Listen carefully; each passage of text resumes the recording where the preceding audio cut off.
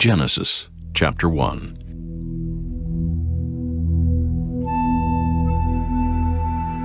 In the beginning God created the heaven and the earth was without form and void, and darkness was upon the face of the deep. And the Spirit of God moved upon the face of the waters. And God said, "Let there be light."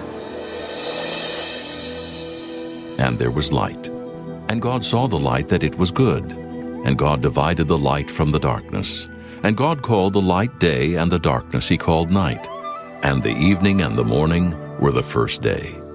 And God said, "Let there be a firmament in the midst of the waters, and let it divide the waters from the waters." And God made the firmament, and divided the waters which were under the firmament from the waters which were above the firmament. And it was so. And God called the firmament heaven. And the evening and the morning were the second day. And God said, "Let the waters under the heaven be gathered together unto one place, and let the dry land appear." And it was so. And God called the dry land earth, and the gathering together of the waters called he seas. And God saw that it was good. And God said, "Let the earth bring forth grass, the herb yielding seed, and the fruit tree yielding fruit after his kind, whose seed is in itself upon the earth." And it was so. And the earth brought forth grass and herb yielding seed after his kind, and the tree yielding fruit, whose seed was in itself after his kind. And God saw that it was good. And the evening and the morning were the third day. And God said, "Let there be lights in the firmament of the heaven to divide the day from the night, and let them be for signs and for seasons, and for days and years. And let them be for lights in the firmament of the heaven, to give light upon the earth." And it was so. And God made two great lights, the greater light to rule the day, and the lesser light to rule the night. He made the stars also. And God set them in the firmament of the heaven to give light upon the earth, and to rule over the day and over the night, and to divide the light from the darkness. And God saw that it was good. And the evening and the morning were the fourth day. And God said, "Let the waters bring forth abundantly the moving creature that hath life, and fowl that may fly above the earth in the open firmament of heaven." And God created great whales, and every living creature that moveth, which the waters brought forth abundantly after their kind, and every winged fowl after his kind. And God saw that it was good. And God blessed them, saying, "Be fruitful and multiply, and fill the waters in the seas, and let fowl multiply in the earth." And the evening and the morning were the fifth day. And God said, "Let the earth bring forth the living creature after his kind, cattle and creeping thing, and beast of the earth after his kind." And it was so. And God made the beast of the earth after his kind, and cattle after their kind, and everything that creepeth upon the earth after his kind. And God saw that it was good. And God said, "Let us make man in our image, after our likeness, and let them have dominion over the fish of the sea, and over the fowl of the air, and over the cattle, and over all the earth, and over every creeping thing that creepeth upon the earth." So God created man in his own image. In the image of God created he him. Male and female created he them. And God blessed them. And God said unto them, "Be fruitful and multiply, and replenish the earth and subdue it, and have dominion over the fish of the sea, and over the fowl of the air, and over every living thing that moveth upon the earth." And God said, "Behold, I have given you every herb-bearing seed, which is upon the face of all the earth, and every tree, in the which is the fruit of a tree yielding seed. To you it shall be for meat, and to every beast of the earth, and to every fowl of the air, and to everything that creepeth upon the earth, wherein there is life. I have given every green herb for meat." And it was so. And God saw everything that he had made, and behold, it was very good. And the evening and the morning were the sixth day. Chapter 2. Thus the heavens and the earth were finished, and all the host of them. And on the seventh day God ended his work which he had made, and he rested on the seventh day from all his work which he had made.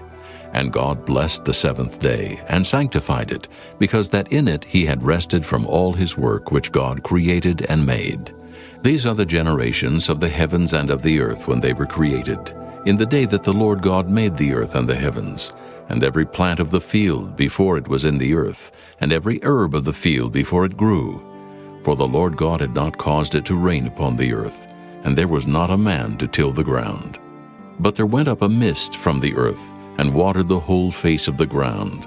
And the Lord God formed man of the dust of the ground, and breathed into his nostrils the breath of life, and man became a living soul. And the Lord God planted a garden eastward in Eden, and there he put the man whom he had formed. And out of the ground made the Lord God to grow every tree that is pleasant to the sight, and good for food, the tree of life also in the midst of the garden, and the tree of knowledge of good and evil. And a river went out of Eden to water the garden, and from thence it was parted, and became into 4 heads. The name of the first is Pison, that is it which compasseth the whole land of Havilah, where there is gold, and the gold of that land is good.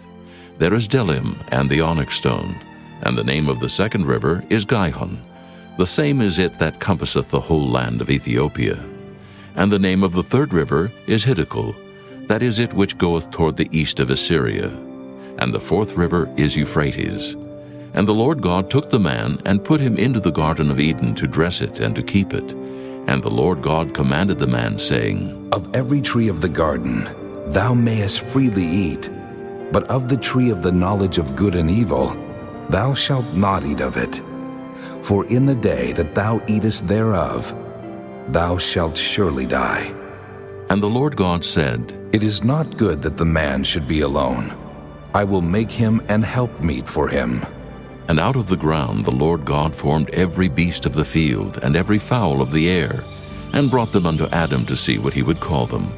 And whatsoever Adam called every living creature, that was the name thereof. And Adam gave names to all cattle, and to the fowl of the air, and to every beast of the field. But for Adam there was not found an helpmate for him. And the Lord God caused a deep sleep to fall upon Adam, and he slept. And he took one of his ribs, and closed up the flesh instead thereof. And the rib which the Lord God had taken from man made he a woman, and brought her unto the man. And Adam said, This is now bone of my bones, and flesh of my flesh. She shall be called woman, because she was taken out of man. Therefore shall a man leave his father and his mother, and shall cleave unto his wife, and they shall be one flesh. And they were both naked, the man and his wife, and were not ashamed. Chapter 3. Now the serpent was more subtle than any beast of the field which the Lord God had made. And he said unto the woman, Yea, hath God said, Ye shall not eat of every tree of the garden? And the woman said unto the serpent, We may eat of the fruit of the trees of the garden, but of the fruit of the tree which is in the midst of the garden, God hath said, Ye shall not eat of it, neither shall ye touch it, lest ye die. And the serpent said unto the woman, Ye shall not surely die. For God doth know that in the day ye eat thereof, then your eyes shall be opened, and ye shall be as gods, knowing good and evil. And when the woman saw that the tree was good for food, and that it was pleasant to the eyes, and a tree to be desired to make one wise, she took of the fruit thereof, and did eat, and gave also unto her husband with her, and he did eat. And the eyes of them both were opened, and they knew that they were naked. And they sewed fig leaves together, and made themselves aprons. And they heard the voice of the Lord God walking in the garden in the cool of the day. And Adam and his wife hid themselves from the presence of the Lord God amongst the trees of the garden. And the Lord God called unto Adam, and said unto him, Where art thou? And he said, I heard thy voice in the garden, and I was afraid, because I was naked, and I hid myself. And he said, Who told thee that thou wast naked? Hast thou eaten of the tree whereof I commanded thee that thou shouldest not eat? And the man said, The woman whom thou gavest to be with me, she gave me of the tree, and I did eat. And the Lord God said unto the woman, What is this that thou hast done? And the woman said, The serpent beguiled me, and I did eat. And the Lord God said unto the serpent, Because thou hast done this, thou art cursed above all cattle, and above every beast of the field. Upon thy belly shalt thou go, and dust shalt thou eat all the days of thy life. And I will put enmity between thee and the woman, and between thy seed and her seed. It shall bruise thy head, and thou shalt bruise his heel. Unto the woman he said, I will greatly multiply thy sorrow and thy conception. In sorrow thou shalt bring forth children, and thy desire shall be to thy husband, and he shall rule over thee. And unto Adam he said, Because thou hast hearkened unto the voice of thy wife, and hast eaten of the tree of which I commanded thee, saying, Thou shalt not eat of it. Cursed is the ground for thy sake. In sorrow shalt thou eat of it all the days of thy life. Thorns also and thistles shall it bring forth to thee, and thou shalt eat the herb of the field. In the sweat of thy face shalt thou eat bread, till thou return unto the ground. For out of it wast thou taken, for dust thou art, and unto dust shalt thou return. And Adam called his wife's name Eve, because she was the mother of all living. Unto Adam also and to his wife did the Lord God make coats of skins, and clothe them. And the Lord God said, Behold, the man is become as one of us, to know good and evil. And now, lest he put forth his hand, and take also of the tree of life, and eat, and live forever. Therefore the Lord God sent him forth from the Garden of Eden to till the ground from whence he was taken. So he drove out the man, and he placed at the east of the Garden of Eden cherubims and a flaming sword which turned every way to keep the way of the tree of life. Chapter 4. And Adam knew Eve his wife, and she conceived and bare Cain, and said, I have gotten a man from the Lord. And she again bare his brother Abel. And Abel was a keeper of sheep, but Cain was a tiller of the ground. And in process of time it came to pass that Cain brought of the fruit of the ground an offering unto the Lord. And Abel he also brought of the firstlings of his flock, and of the fat thereof. And the Lord had respect unto Abel and to his offering, but unto Cain and to his offering he had not respect. And Cain was very wroth, and his countenance fell. And the Lord said unto Cain, Why art thou wroth, and why is thy countenance fallen? If thou doest well, shalt thou not be accepted? And if thou doest not well, sin lieth at the door. And unto thee shall be his desire, and thou shalt rule over him. And Cain talked with Abel his brother. And it came to pass when they were in the field that Cain rose up against Abel his brother, and slew him. And the Lord said unto Cain, Where is Abel thy brother? And he said, I know not. Am I my brother's keeper? And he said, What hast thou done? The voice of thy brother's blood crieth unto me from the ground. And now art thou cursed from the earth, which hath opened her mouth to receive thy brother's blood from thy hand. When thou tillest the ground, it shall not henceforth yield unto thee her strength. A fugitive and a vagabond shalt thou be in the earth. And Cain said unto the Lord, My punishment is greater than I can bear. Behold, thou hast driven me out this day from the face of the earth, and from thy face shall I be hid. And I shall be a fugitive and a vagabond in the earth. And it shall come to pass that every one that findeth me shall slay me. And the Lord said unto him, Therefore, whosoever slayeth Cain, vengeance shall be taken on him sevenfold. And the Lord set a mark upon Cain, lest any finding him should kill him. And Cain went out from the presence of the Lord, and dwelt in the land of Nod, on the east of Eden. And Cain knew his wife, and she conceived and bare Enoch. And he builded a city, and called the name of the city after the name of his son Enoch. And unto Enoch was born Irad. And Irad begat Mehujael. And Mehujael begat Methusael. And Methusael begat Lamech. And Lamech took unto him 2 wives. The name of the one was Ada, and the name of the other was Zillah. And Ada bare Jabal. He was the father of such as dwell in tents, and of such as have cattle. And his brother's name was Jubal. He was the father of all such as handle the harp and organ. And Zillah she also bare Tubal-Cain, an instructor of every artificer in brass and iron. And the sister of Tubal-Cain was Naamah. And Lamech said unto his wives, Ada and Zillah, hear my voice, ye wives of Lamech. Hearken unto my speech. For I have slain a man to my wounding, and a young man to my hurt.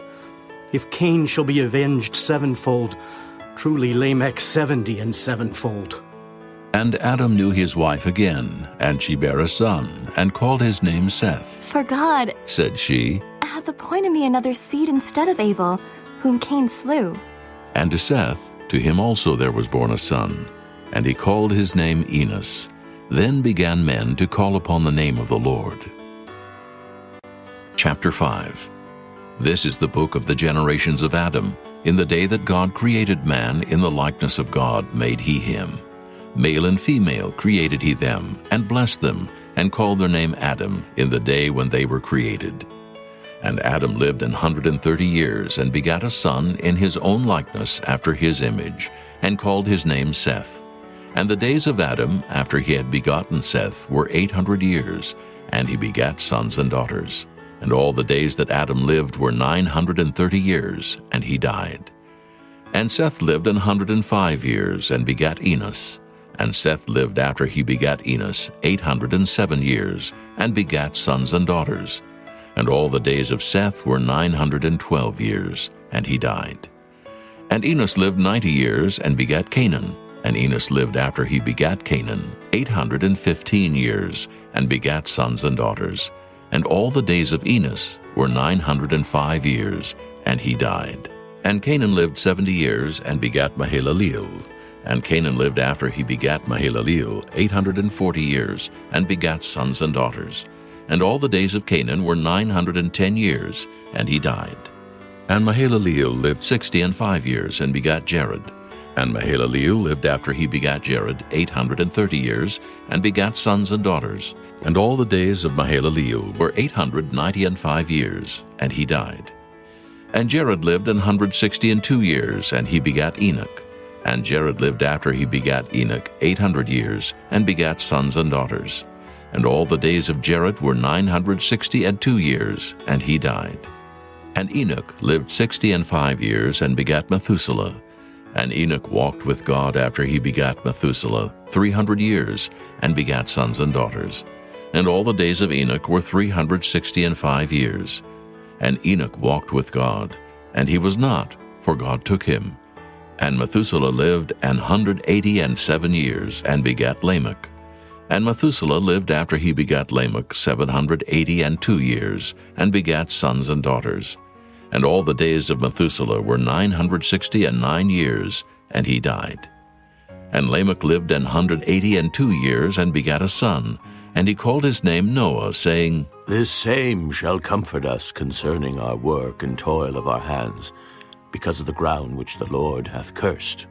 And Lamech lived after he begat Noah 595 years, and begat sons and daughters. And all the days of Lamech were 777 years, and he died. And Noah was 500 years old. And Noah begat Shem, Ham, and Japheth. Chapter 6.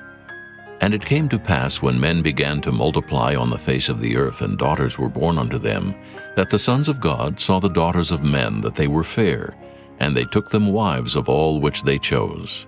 And the Lord said, My spirit shall not always strive with man, for that he also is flesh, yet his days shall be 120 years. There were giants in the earth in those days, and also after that, when the sons of God came in unto the daughters of men, and they bare children to them, the same became mighty men, which were of old, men of renown. And God saw that the wickedness of man was great in the earth, and that every imagination of the thoughts of his heart was only evil continually. And it repented the Lord that he had made man on the earth, and it grieved him at his heart. And the Lord said, I will destroy man, whom I have created from the face of the earth, both man and beast, and the creeping thing, and the fowls of the air, for it repenteth me that I have made them. But Noah found grace in the eyes of the Lord. These are the generations of Noah. Noah was a just man, and perfect in his generations, and Noah walked with God. And Noah begat 3 sons, Shem, Ham, and Japheth. The earth also was corrupt before God, and the earth was filled with violence. And God looked upon the earth, and behold, it was corrupt, for all flesh had corrupted his way upon the earth. And God said unto Noah, The end of all flesh is come before me, for the earth is filled with violence through them. And behold, I will destroy them with the earth. Make thee an ark of gopher wood. Room shalt thou make in the ark, and shalt pitch it within and without with pitch. And this is the fashion which thou shalt make it of. The length of the ark shall be 300 cubits, the breadth of it 50 cubits, and the height of it 30 cubits.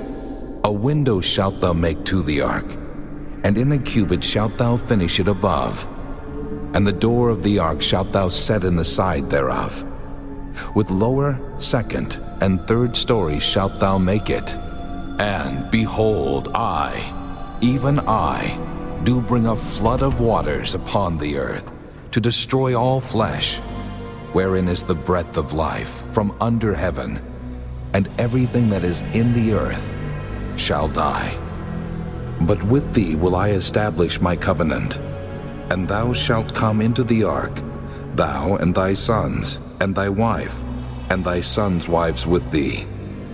And of every living thing of all flesh, 2 of every sort shalt thou bring into the ark, to keep them alive with thee. They shall be male and female. Of fowls after their kind, and of cattle after their kind, of every creeping thing of the earth after his kind, 2 of every sort shall come unto thee, to keep them alive. And take thou unto thee of all food that is eaten, and thou shalt gather it to thee, and it shall be for food for thee and for them. Thus did Noah, according to all that God commanded him, so did he. Chapter 7. And the Lord said unto Noah, Come thou, and all thy house into the ark, for thee have I seen righteous before me in this generation. Of every clean beast thou shalt take to thee by sevens, the male and his female, and of beasts that are not clean by 2, the male and his female. Of fowls also of the air by sevens, the male and the female, to keep seed alive upon the face of all the earth. For yet 7 days, and I will cause it to rain upon the earth 40 days and 40 nights, and every living substance that I have made will I destroy from off the face of the earth. And Noah did according unto all that the Lord had commanded him. And Noah was 600 years old when the flood of waters was upon the earth. And Noah went in, and his sons, and his wife, and his sons' wives with him into the ark, because of the waters of the flood. Of clean beasts, and of beasts that are not clean, and of fowls, and of everything that creepeth upon the earth, there went in 2 and 2 unto Noah into the ark, the male and the female, as God had commanded Noah. And it came to pass after 7 days, that the waters of the flood were upon the earth. In the 600th year of Noah's life, in the 2nd month, the 17th day of the month, the same day were all the fountains of the great deep broken up, and the windows of heaven were opened, and the rain was upon the earth 40 days and 40 nights. In the selfsame day entered Noah, and Shem, and Ham, and Japheth, the sons of Noah, and Noah's wife, and the 3 wives of his sons with them into the ark. They and every beast after his kind, and all the cattle after their kind, and every creeping thing that creepeth upon the earth after his kind, and every fowl after his kind, every bird of every sort. And they went in unto Noah into the ark, 2 and 2 of all flesh, wherein is the breath of life. And they that went in male and female of all flesh, as God had commanded him. And the Lord shut him in. And the flood was 40 days upon the earth, and the waters increased, and bare up the ark, and it was lift up above the earth. And the waters prevailed, and were increased greatly upon the earth. And the ark went upon the face of the waters. And the waters prevailed exceedingly upon the earth. And all the high hills that were under the whole heaven were covered. 15 cubits upward did the waters prevail, and the mountains were covered. And all flesh died that moved upon the earth, both of fowl, and of cattle, and of beast, and of every creeping thing that creepeth upon the earth. and every man. All in whose nostrils was the breath of life, of all that was in the dry land, died. And every living substance was destroyed, which was upon the face of the ground, both man and cattle and the creeping things, and the fowl of the heaven, and they were destroyed from the earth. And Noah only remained alive, and they that were with him in the ark. And the waters prevailed upon the earth 150 days. Chapter 8. And God remembered Noah, and every living thing, and all the cattle that was with him in the ark. And God made a wind to pass over the earth, and the waters assuaged. The fountains also of the deep and the windows of heaven were stopped, and the rain from heaven was restrained. And the waters returned from off the earth continually. And after the end of the 150 days, the waters were abated. And the ark rested in the 7th month, on the 17th day of the month, upon the mountains of Ararat. And the waters decreased continually until the 10th month. In the 10th month, on the 1st day of the month, were the tops of the mountains seen. And it came to pass at the end of 40 days, that Noah opened the window of the ark which he had made.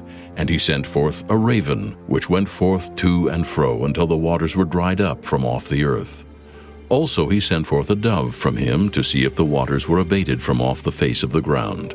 But the dove found no rest for the sole of her foot, and she returned unto him into the ark, for the waters were on the face of the whole earth. Then he put forth his hand and took her, and pulled her in unto him into the ark. And he stayed yet other 7 days. And again he sent forth the dove out of the ark.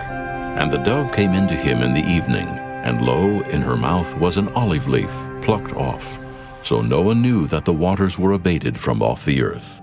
And he stayed yet other 7 days, and sent forth the dove, which returned not again unto him any more. And it came to pass in the 601st year, in the 1st month, the 1st day of the month, the waters were dried up from off the earth. And Noah removed the covering of the ark, and looked, and behold, the face of the ground was dry. And in the 2nd month, on the 7th and 20th day of the month, was the earth dried. And God spake unto Noah, saying, Go forth of the ark, thou and thy wife, and thy sons wives with thee. Bring forth with thee every living thing that is with thee, of all flesh, both of fowl and of cattle, and of every creeping thing that creepeth upon the earth, that they may breed abundantly in the earth, and be fruitful, and multiply upon the earth. And Noah went forth, and his sons, and his wife, and his sons' wives with him. Every beast, every creeping thing, and every fowl, and whatsoever creepeth upon the earth after their kinds, went forth out of the ark. And Noah builded an altar unto the Lord, and took of every clean beast, and of every clean fowl, and offered burnt offerings on the altar. And the Lord smelled a sweet savor, and the Lord said in his heart, I will not again curse the ground any more for man's sake. For the imagination of man's heart is evil from his youth. Neither will I again smite any more every living thing as I have done. While the earth remaineth, seed time and harvest, and cold and heat, and summer and winter, and day and night shall not cease. Chapter 9. And God blessed Noah and his sons, and said unto them, Be fruitful, and multiply, and replenish the earth. And the fear of you and the dread of you shall be upon every beast of the earth, and upon every fowl of the air, upon all that moveth upon the earth, and upon all the fishes of the sea. Into your hand are they delivered. Every moving thing that liveth shall be meat for you. Even as the green herb have I given you all things. But flesh, with the life thereof, which is the blood thereof, shall ye not eat. And surely your blood of your lives will I require. At the hand of every beast will I require it, and at the hand of man, at the hand of every man's brother will I require the life of man. Whoso sheddeth man's blood, by man shall his blood be shed. For in the image of God made he man. And you, be ye fruitful and multiply. Bring forth abundantly in the earth, and multiply therein. And God spake unto Noah and to his sons with him, saying, And I, Behold, I establish my covenant with you, and with your seed after you, and with every living creature that is with you, of the fowl, of the cattle, and of every beast of the earth with you. From all that go out of the ark, to every beast of the earth. And I will establish my covenant with you. Neither shall all flesh be cut off any more by the waters of a flood. Neither shall there any more be a flood to destroy the earth. And God said, This is the token of the covenant which I make between me and you, and every living creature that is with you for perpetual generations. I do set my bow in the cloud, and it shall be for a token of a covenant between me and the earth. And it shall come to pass, when I bring a cloud over the earth, that the bow shall be seen in the cloud. And I will remember my covenant, which is between me and you and every living creature of all flesh. And the waters shall no more become a flood to destroy all flesh. And the bow shall be in the cloud, and I will look upon it, that I may remember the everlasting covenant between God and every living creature of all flesh that is upon the earth. And God said unto Noah, This is the token of the covenant, which I have established between me and all flesh that is upon the earth. And the sons of Noah that went forth of the ark were Shem, and Ham, and Japheth. And Ham is the father of Canaan. These are the three sons of Noah, and of them was the whole earth overspread. And Noah began to be an husbandman, and he planted a vineyard. And he drank of the wine and was drunken, and he was uncovered within his tent. And Ham, the father of Canaan, saw the nakedness of his father, and told his two brethren without. And Shem and Japheth took a garment, and laid it upon both their shoulders, and went backward, and covered the nakedness of their father. And their faces were backward, and they saw not their father's nakedness. And Noah awoke from his wine, and knew what his younger son had done unto him. And he said, Cursed be Canaan! A servant of servants shall he be unto his brethren. And he said, Blessed be the Lord God of Shem, and Canaan shall be his servant. God shall enlarge Japheth, and he shall dwell in the tents of Shem, and Canaan shall be his servant. And Noah lived after the flood 350 years. And all the days of Noah were 950 years, and he died. Chapter 10. Now these are the generations of the sons of Noah, Shem, Ham, and Japheth. And unto them were sons born after the flood. The sons of Japheth, Gomer, and Magog, and Madai, and Javan, and Tubal, and Meshech, and Tyrus. And the sons of Gomer, Ashkenaz, and Riphath, and Togarmah. And the sons of Javan, Elisha, and Tarshish, Kittim, and Dodanim. By these were the isles of the Gentiles divided in their lands, every one after his tongue, after their families in their nations. And the sons of Ham, Cush, and Mizraim, and Phut, and Canaan. And the sons of Cush, Seba, and Havilah, and Sabta, and Reumah, and Sabteka. And the sons of Reumah, Sheba, and Dedan. And Cush begat Nimrod. He began to be a mighty one in the earth. He was a mighty hunter before the Lord. Wherefore it is said, even as Nimrod the mighty hunter before the Lord. And the beginning of his kingdom was Babel, and Evrik, and Akkad, and Calneh in the land of Shinar. Out of that land went forth Asher, and builded Nineveh, and the city Rehoboth, and Calah, and Resen between Nineveh and Calah. The same is a great city. And Mizraim begat Ludim, and Anamim, and Lehabim, and Naphtahim, and Pathrusim, and Cashlehim, out of whom came Philistim, and Caphtorim. And Canaan begat Sidon his firstborn, and Heth, and the Jebusite, and the Amorite, and the Girgasite, and the Hivite, and the Archite, and the Sinite, and the Arvadite, and the Zemarite, and the Hamathite. And afterward were the families of the Canaanites spread abroad. And the border of the Canaanites was from Sidon, as thou comest to Gerar unto Gaza, as thou goest unto Sodom, and Gomorrah, and Admah, and Zeboim, even unto Lasha. These are the sons of Ham after their families, after their tongues, in their countries, and in their nations. Unto Shem also, the father of all the children of Eber, the brother of Japheth the elder, even to him were children born. The children of Shem, Elam, and Asher, and Arphaxad, and Lud, and Aram.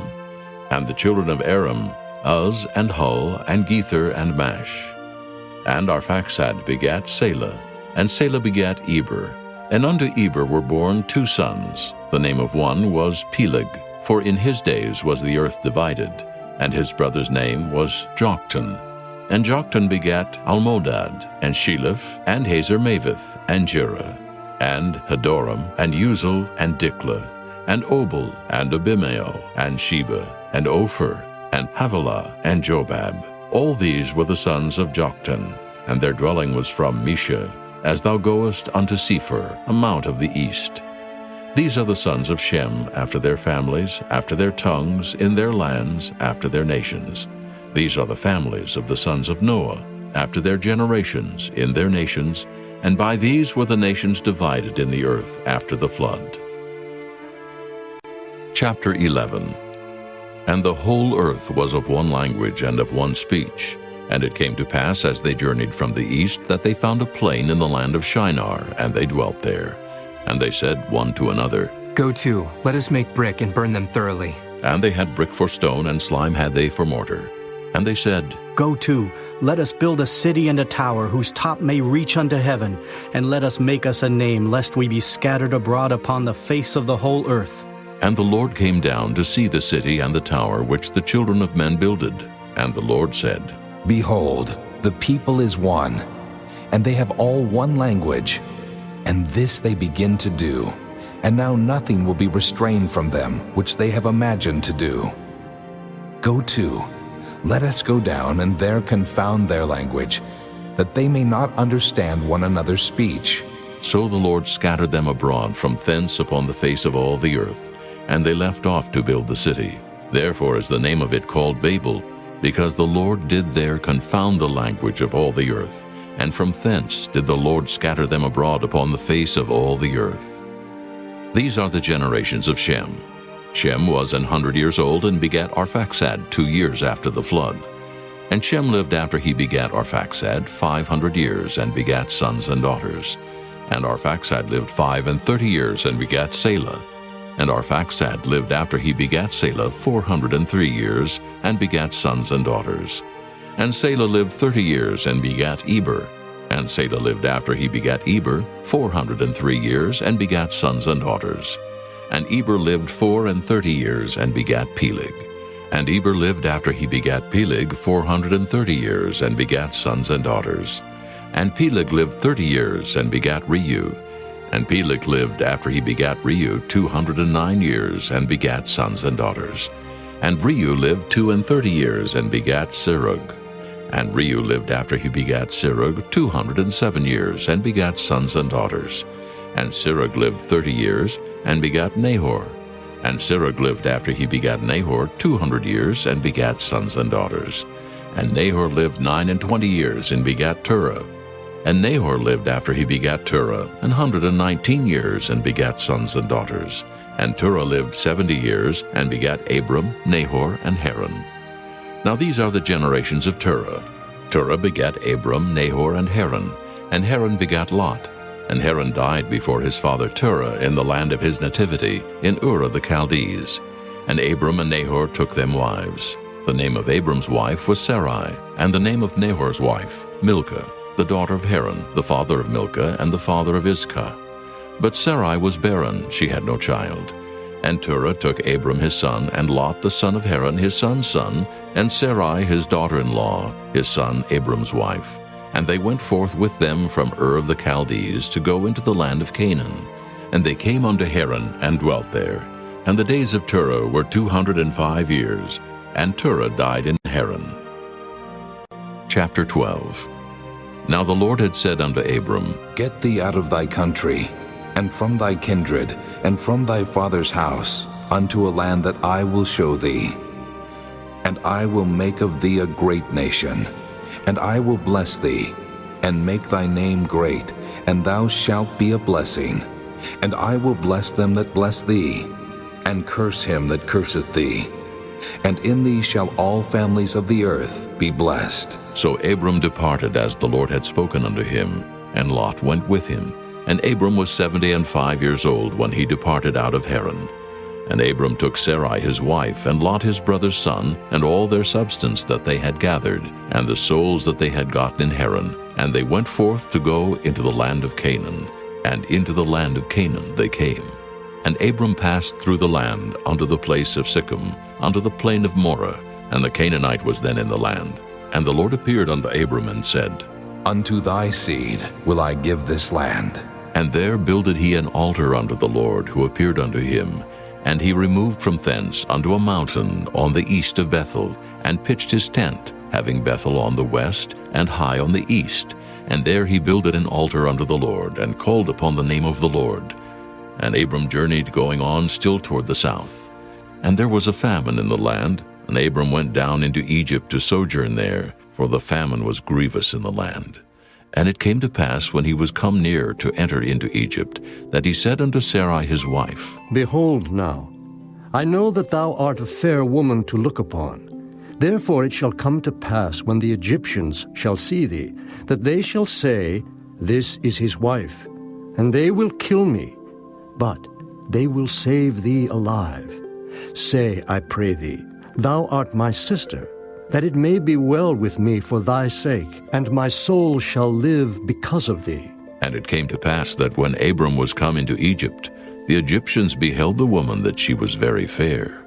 The princes also of Pharaoh saw her, and commended her before Pharaoh, and the woman was taken into Pharaoh's house. And he entreated Abram well for her sake. And he had sheep and oxen, and he-asses, and men-servants, and maidservants, and she-asses, and camels. And the Lord plagued Pharaoh and his house with great plagues because of Sarai Abram's wife. And Pharaoh called Abram and said, What is this that thou hast done unto me?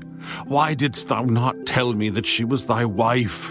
Why saidst thou, She is my sister?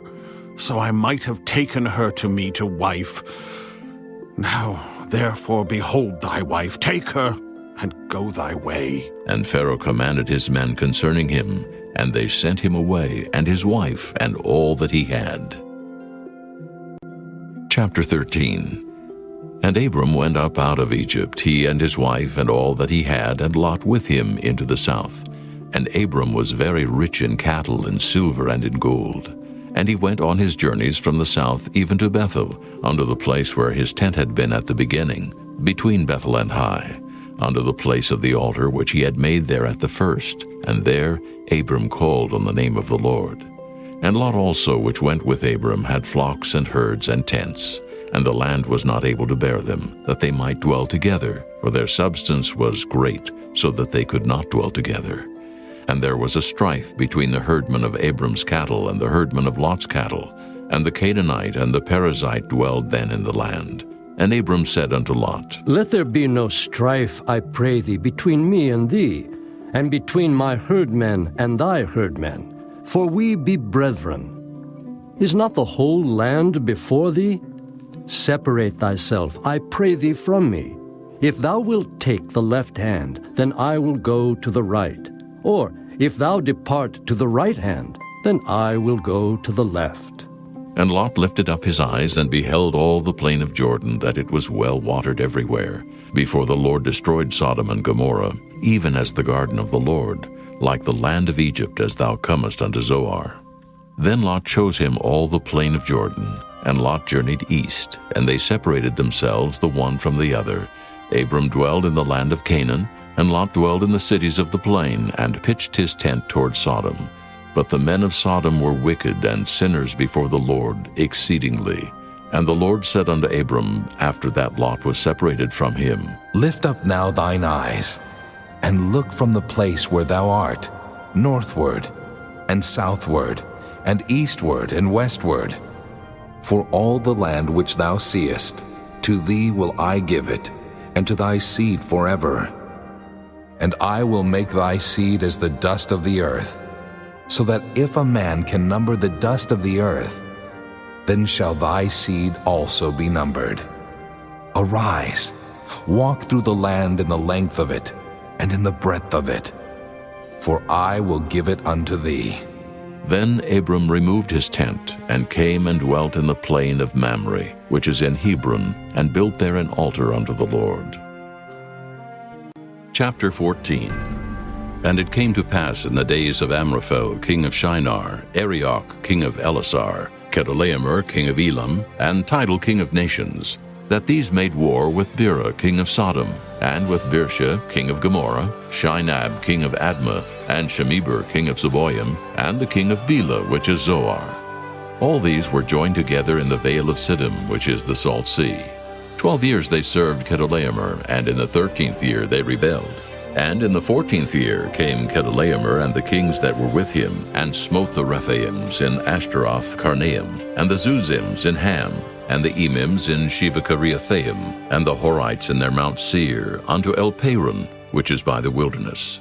And they returned and came to En-Mishpat, which is Kadesh, and smote all the country of the Amalekites, and also the Amorites that dwell in Hazazon-Tamar.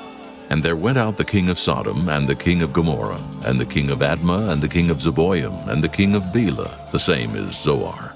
And they joined battle with them in the vale of Siddim, with Chedorlaomer the king of Elam, and with Tidal king of nations, and Amraphel king of Shinar, and Arioch king of Elasar, 4 kings with 5. And the vale of Siddim was full of slime pits, and the kings of Sodom and Gomorrah fled and fell there, and they that remained fled to the mountain. And they took all the goods of Sodom and Gomorrah, and all their victuals, and went their way. And they took Lot, Abram's brother's son, who dwelt in Sodom, and his goods, and departed. And there came one that had escaped, and told Abram the Hebrew, for he dwelt in the plain of Mamre the Amorite, brother of Eshcol, and brother of Aner. And these were confederate with Abram. And when Abram heard that his brother was taken captive, he armed his trained servants, born in his own house, 318, and pursued them unto Dan.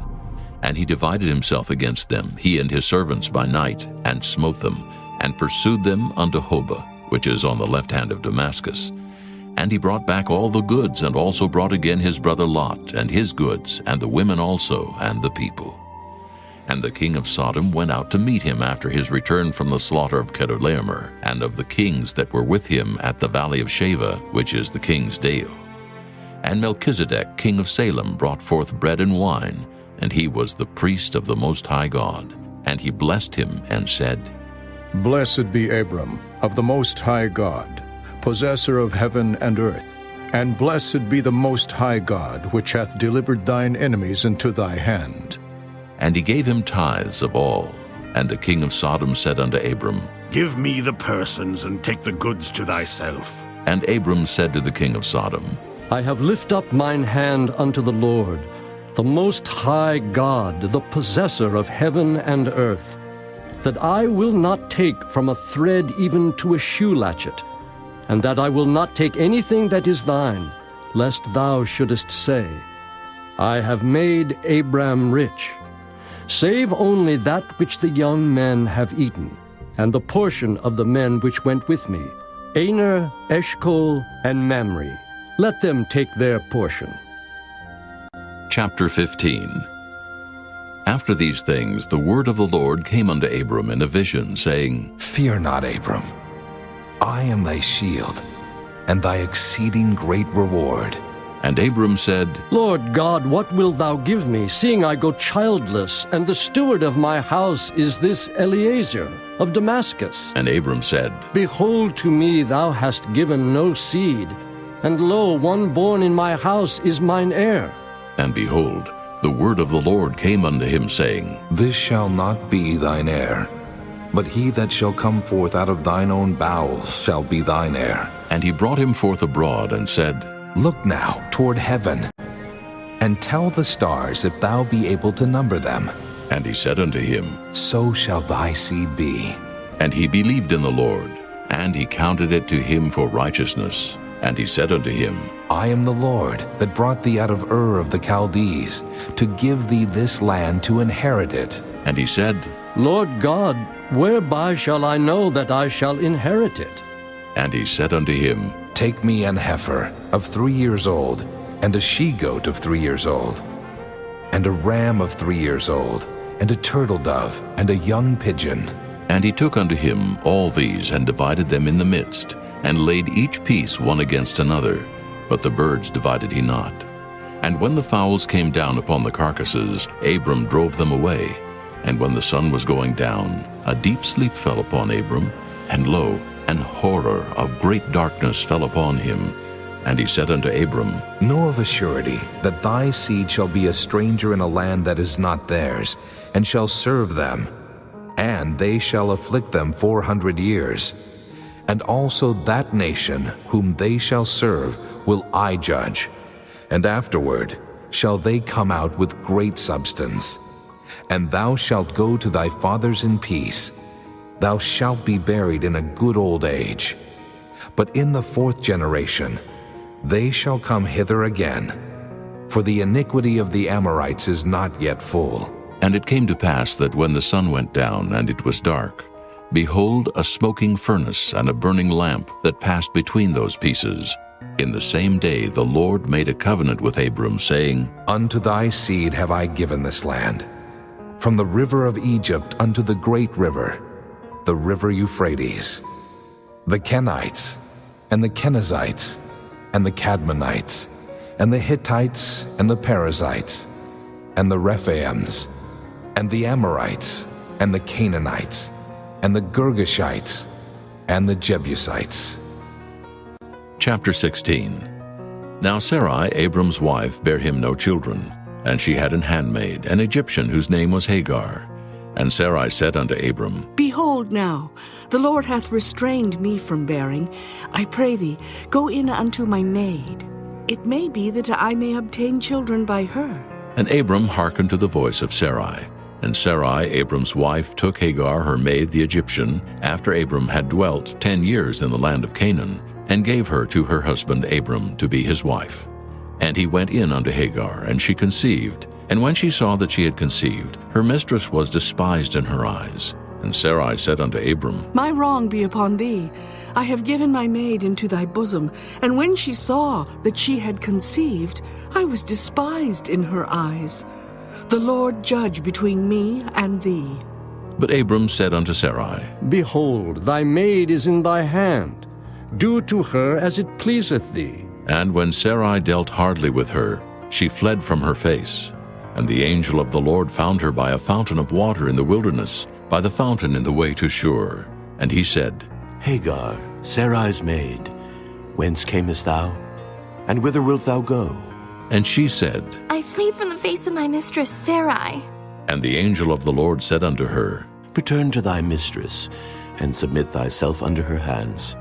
And the angel of the Lord said unto her, I will multiply thy seed exceedingly, that it shall not be numbered for multitude. And the angel of the Lord said unto her, Behold, thou art with child, and shalt bear a son, and shalt call his name Ishmael, because the Lord hath heard thy affliction. And he will be a wild man, his hand will be against every man, and every man's hand against him, and he shall dwell in the presence of all his brethren. And she called the name of the Lord that spake unto her, Thou God seest me. For she said, Have I also here looked after him that seeth me? Wherefore the well was called Beer-lahai-roi. Behold, it is between Kadesh and Bered. And Hagar bare Abram a son, and Abram called his son's name, which Hagar bare, Ishmael. And Abram was 86 years old when Hagar bare Ishmael to Abram. Chapter 17. And when Abram was 90 years old and 9, the Lord appeared to Abram and said unto him, I am the Almighty God. Walk before me, and be thou perfect. And I will make my covenant between me and thee, and will multiply thee exceedingly. And Abram fell on his face, and God talked with him, saying, As for me, behold, my covenant is with thee, and thou shalt be a father of many nations. Neither shall thy name any more be called Abram, but thy name shall be Abraham, for a father of many nations have I made thee. And I will make thee exceeding fruitful, and I will make nations of thee, and kings shall come out of thee. And I will establish my covenant between me and thee, and thy seed after thee and their generations, for an everlasting covenant, to be a God unto thee, and to thy seed after thee. And I will give unto thee, and to thy seed after thee, the land wherein thou art a stranger, all the land of Canaan, for an everlasting possession, and I will be their God. And God said unto Abraham, Thou shalt keep my covenant therefore, thou and thy seed after thee in their generations. This is my covenant which ye shall keep between me and you and thy seed after thee. Every man-child among you shall be circumcised, and ye shall circumcise the flesh of your foreskin, and it shall be a token of the covenant betwixt me and you. And he that is 8 days old shall be circumcised among you, every man-child in your generations. He that is born in the house, or bought with money of any stranger, which is not of thy seed. He that is born in thy house, and he that is bought with thy money, must needs be circumcised. And my covenant shall be in your flesh for an everlasting covenant. And the uncircumcised man-child, whose flesh of his foreskin is not circumcised, that soul shall be cut off from his people. He hath broken my covenant. And God said unto Abraham, As for Sarai thy wife, thou shalt not call her name Sarai, but Sarah shall her name be. And I will bless her, and give thee a son also of her. Yea, I will bless her, and she shall be a mother of nations. Kings of people shall be of her. Then Abraham fell upon his face and laughed, and said in his heart, Shall a child be born unto him that is 100 years old? And shall Sarah that is 90 years old bear? And Abraham said unto God, Oh, that Ishmael might live before thee. And God said, Sarah thy wife shall bear thee a son indeed, and thou shalt call his name Isaac. And I will establish my covenant with him for an everlasting covenant, and with his seed after him. And as for Ishmael, I have heard thee. Behold, I have blessed him, and will make him fruitful, and will multiply him exceedingly. 12 princes shall he beget, and I will make him a great nation. But my covenant will I establish with Isaac, which Sarah shall bear unto thee at this set time in the next year. And he left off talking with him, and God went up from Abraham. And Abraham took Ishmael his son, and all that were born in his house, and all that were bought with his money, every male among the men of Abraham's house, and circumcised the flesh of their foreskin in the selfsame day, as God had said unto him. And Abraham was 90 years old and 9 when he was circumcised in the flesh of his foreskin. And Ishmael his son was 13 years old when he was circumcised in the flesh of his foreskin. In the selfsame day was Abraham circumcised, and Ishmael his son. And all the men of his house, born in the house, and bought with money of the stranger, were circumcised with him. Chapter 18. And the Lord appeared unto him in the plains of Mamre, and he sat in the tent door in the heat of the day. And he lifted up his eyes and looked, and lo, 3 men stood by him. And when he saw them, he ran to meet them from the tent door, and bowed himself toward the ground, and said, My Lord, if now I have found favor in thy sight, pass not away, I pray thee, from thy servant. Let a little water, I pray you, be fetched, and wash your feet, and rest yourselves under the tree. And I will fetch a morsel of bread, and comfort ye your hearts. After that ye shall pass on. For therefore are ye come to your servant. And they said, So do as thou hast said. And Abraham hastened into the tent unto Sarah, and said, Make ready quickly 3 measures of fine meal, knead it, and make cakes upon the hearth. And Abraham ran unto the herd, and fetched a calf tender and good, and gave it unto a young man, and he hasted to dress it. And he took butter and milk and the calf which he had dressed, and set it before them. And he stood by them under the tree, and they did eat. And they said unto him, Where is Sarah, thy wife? And he said, Behold, in the tent. And he said, I will certainly return unto thee according to the time of life, and lo, Sarah thy wife shall have a son. And Sarah heard it in the tent door which was behind him. Now Abraham and Sarah were old and well stricken in age, and it ceased to be with Sarah after the manner of women. Therefore Sarah laughed within herself, saying, After I am waxed old, shall I have pleasure, my Lord, being old also? And the Lord said unto Abraham, Wherefore did Sarah laugh? saying, Shall I of a surety bear a child which am old? Is anything too hard for the Lord? At the time appointed I will return unto thee, according to the time of life, and Sarah shall have a son. Then Sarah denied, saying, I laughed not. for she was afraid. And he said, Nay, but thou didst laugh. And the men rose up from thence, and looked toward Sodom. And Abraham went with them to bring them on the way. And the Lord said, Shall I hide from Abraham that thing which I do? Seeing that Abraham shall surely become a great and mighty nation, and all the nations of the earth shall be blessed in him? For I know him, that he will command his children and his household after him, and they shall keep the way of the Lord, to do justice and judgment, that the Lord may bring upon Abraham that which he hath spoken of him. And the Lord said, Because the cry of Sodom and Gomorrah is great, and because their sin is very grievous, I will go down now and see whether they have done altogether according to the cry of it, which is come unto me, and if not, I will know. And the men turned their faces from thence, and went toward Sodom. But Abraham stood yet before the Lord. And Abraham drew near, and said, Wilt thou also destroy the righteous with the wicked? Peradventure there be 50 righteous within the city. Wilt thou also destroy and not spare the place for the 50 righteous that are therein?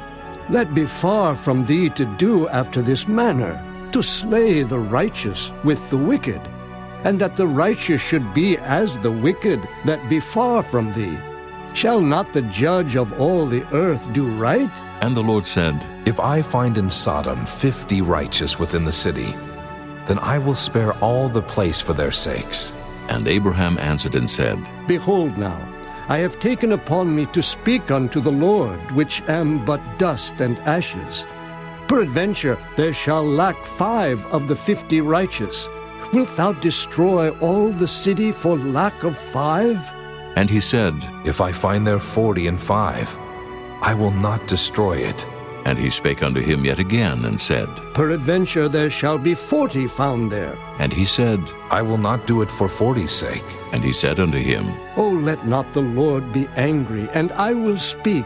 Peradventure there shall 30 be found there. And he said, I will not do it if I find 30 there. And he said, Behold now, I have taken upon me to speak unto the Lord. Peradventure there shall be 20 found there. And he said, I will not destroy it for 20's sake. And he said, O let not the Lord be angry, and I will speak yet but this once. Peradventure 10 shall be found there. And he said, I will not destroy it for 10's sake. And the Lord went his way as soon as he had left communing with Abraham. And Abraham returned unto his place. Chapter 19. And there came 2 angels to Sodom at even, and Lot sat in the gate of Sodom. And Lot, seeing them, rose up to meet them, and he bowed himself with his face toward the ground. And he said, Behold now, my lords, turn in, I pray you, into your servant's house, and tarry all night, and wash your feet, and ye shall rise up early, and go on your ways. And they said, Nay, but we will abide in the street all night. And he pressed upon them greatly, and they turned in unto him, and entered into his house. And he made them a feast, and did bake unleavened bread, and they did eat. But before they lay down, the men of the city, even the men of Sodom, compassed the house round, both old and young, all the people from every quarter. And they called unto Lot, and said unto him, Where are the men which came into thee this night? Bring them out unto us, that we may know them. And Lot went out at the door unto them, and shut the door after him, and said, I pray you, brethren, do not so wickedly. Behold now, I have 2 daughters which have not known man. Let me, I pray you, bring them out unto you, and do ye to them as is good in your eyes. Only unto these men do nothing, for therefore came they under the shadow of my roof. And they said, Stand back. And they said again, This one fellow came in to sojourn, and he will needs be a judge. Now will we deal worse with thee than with them. And they pressed sore upon the man, even Lot, and came near to break the door. But the men put forth their hand, and pulled Lot into the house to them, and shut to the door. And they smote the men that were at the door of the house with blindness, both small and great, so that they weary themselves to find the door. And the men said unto Lot, Hast thou here any besides, son-in-law, and thy sons, and thy daughters, and whatsoever thou hast in the city, bring them out of this place, for we will destroy this place, because the cry of them is waxen great before the face of the Lord, and the Lord hath sent us to destroy it. And Lot went out and spake unto his sons-in-law, which married his daughters, and said, Up, get you out of this place, for the Lord will destroy this city. But he seemed as one that mocked unto his sons-in-law. And when the morning arose, then the angels hastened Lot, saying, Arise, take thy wife and thy 2 daughters which are here, lest thou be consumed in the iniquity of the city. And while he lingered, the men laid hold upon his hand, and upon the hand of his wife, and upon the hand of his 2 daughters, the Lord being merciful unto him. And they brought him forth, and set him without the city. And it came to pass, when they had brought them forth abroad, that he said, Escape for thy life. Look not behind thee, neither stay thou in all the plain.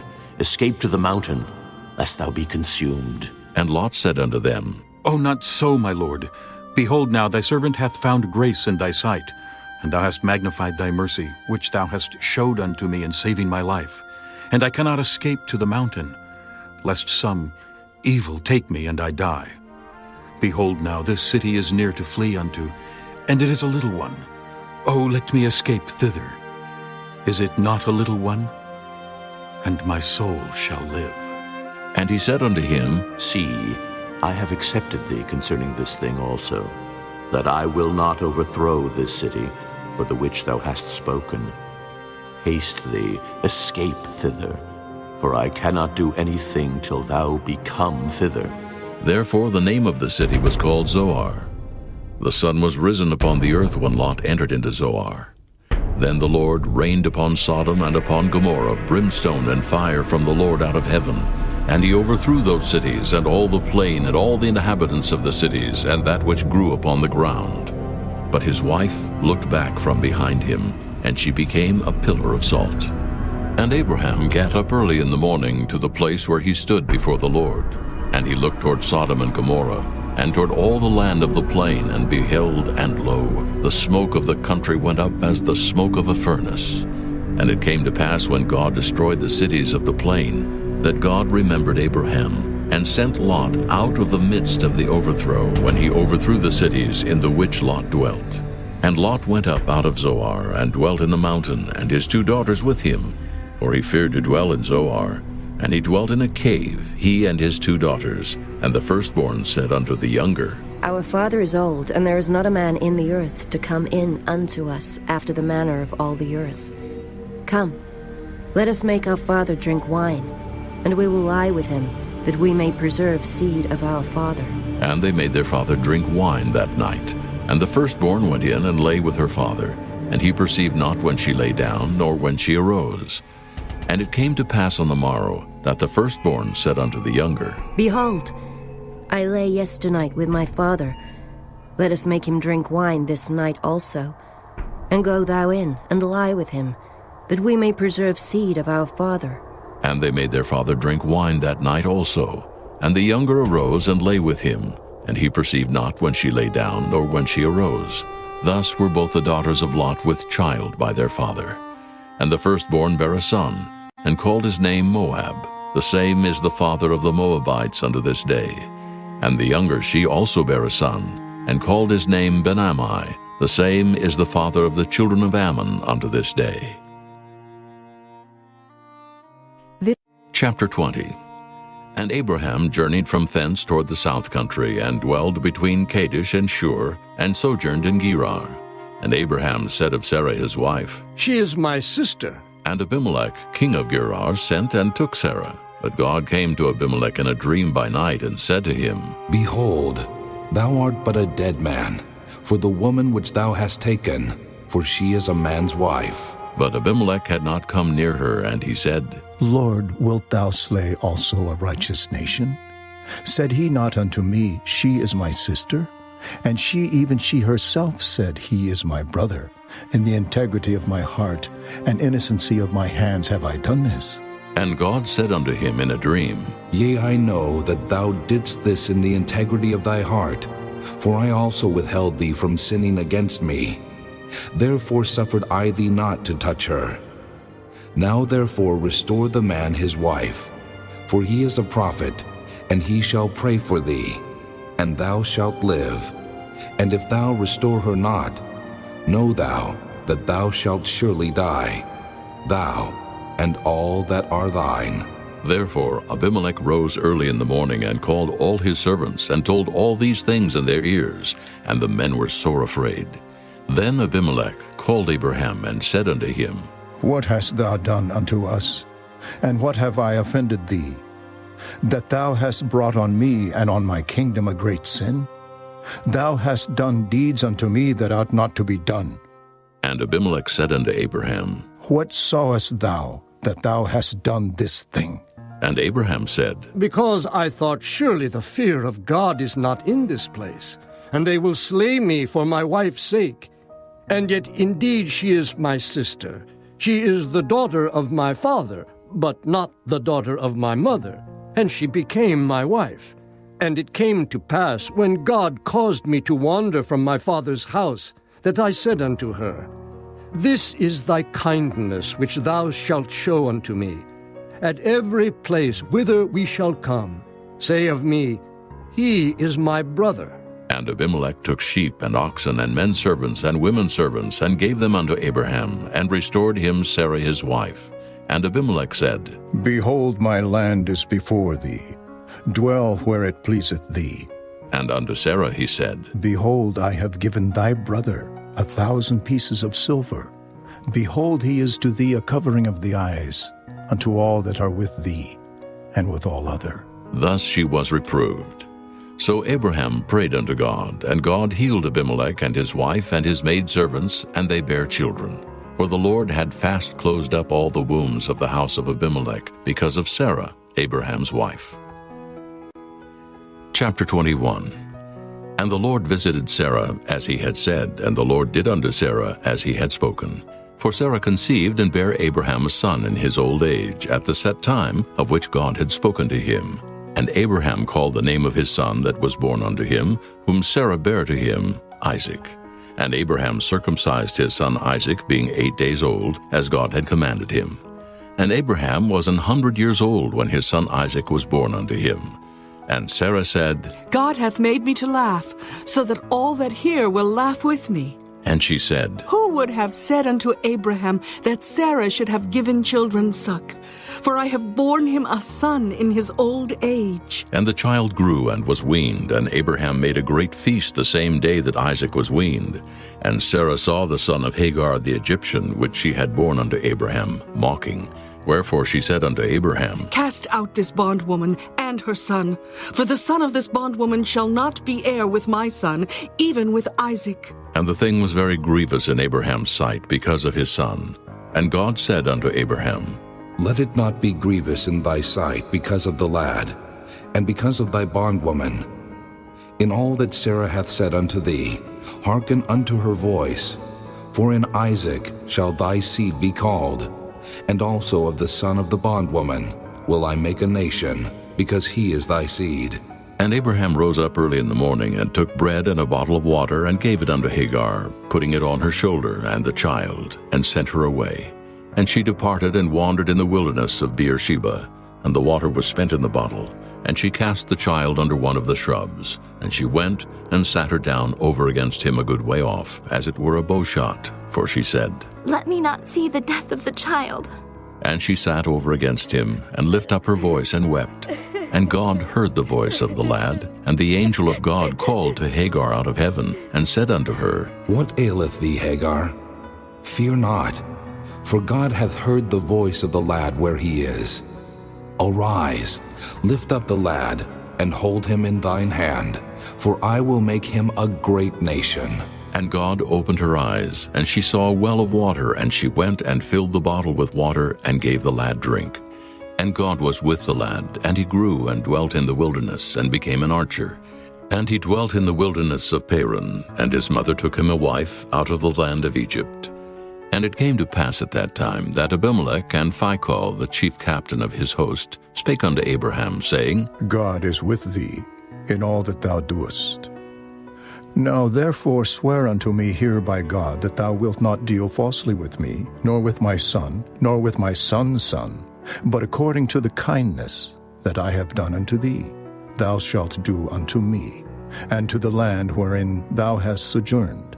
And Abraham said, I will swear. And Abraham reproved Abimelech because of a well of water which Abimelech's servants had violently taken away. And Abimelech said, I wot not who hath done this thing, neither didst thou tell me, neither yet heard I of it, but today. And Abraham took sheep and oxen and gave them unto Abimelech, and both of them made a covenant. And Abraham set 7 ewe lambs of the flock by themselves. And Abimelech said unto Abraham, What mean these 7 ewe lambs, which thou hast set by themselves? And he said, For these 7 ewe lambs shalt thou take of my hand, that they may be a witness unto me, that I have digged this well. Wherefore he called that place Beersheba, because there they sware both of them. Thus they made a covenant at Beersheba. Then Abimelech rose up, and Phicol the chief captain of his host, and they returned into the land of the Philistines. And Abraham planted a grove in Beersheba, and called thereon the name of the Lord, the everlasting God. And Abraham sojourned in the Philistines' land many days. Chapter 22.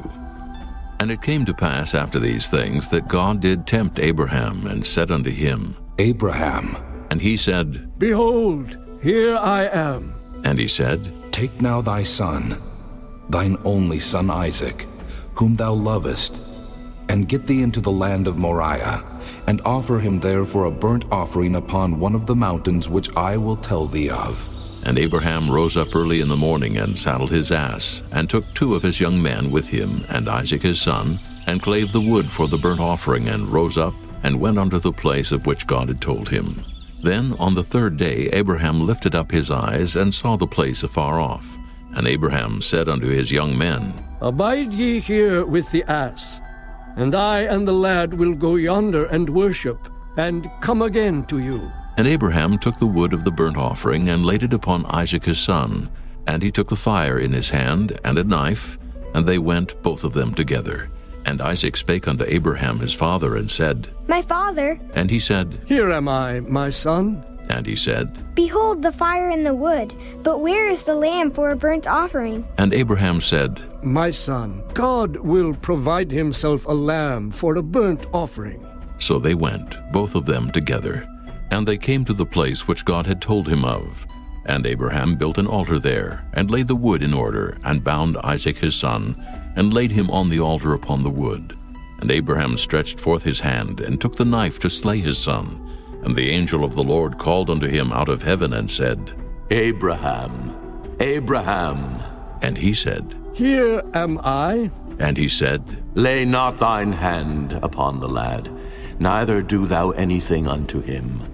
For now I know that thou fearest God, seeing thou hast not withheld thy son, thine only son, from me. And Abraham lifted up his eyes, and looked, and behold behind him a ram caught in a thicket by his horns. And Abraham went and took the ram, and offered him up for a burnt offering in the stead of his son. And Abraham called the name of that place Jehovah-Jireh, as it is said to this day, In the mount of the Lord it shall be seen. And the angel of the Lord called unto Abraham out of heaven the 2nd time, and said, By myself have I sworn, saith the Lord, for because thou hast done this thing, and hast not withheld thy son, thine only son, that in blessing I will bless thee, and in multiplying I will multiply thy seed as the stars of the heaven, and as the sand which is upon the seashore, and thy seed shall possess the gate of his enemies. And in thy seed shall all the nations of the earth be blessed, because thou hast obeyed my voice. So Abraham returned unto his young men, and they rose up and went together to Beersheba. And Abraham dwelt at Beersheba. And it came to pass after these things, that it was told Abraham, saying, Behold, Milcah, she hath also borne children unto thy brother Nahor, Huz his firstborn, and Buz his brother, and Kemuel the father of Aram, and Kesed, and Hazo, and Pildash, and Jidlaph, and Bethuel. And Bethuel begat Rebekah. These 8 Milcah did bear to Nahor Abraham's brother. And his concubine, whose name was Rumah, she bare also Tebah, and Gahem, and Thahash, and Maacah.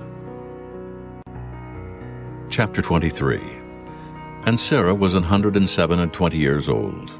These were the years of the life of Sarah. And Sarah died in Kirjath-arba, the same as Hebron in the land of Canaan. And Abraham came to mourn for Sarah, and to weep for her.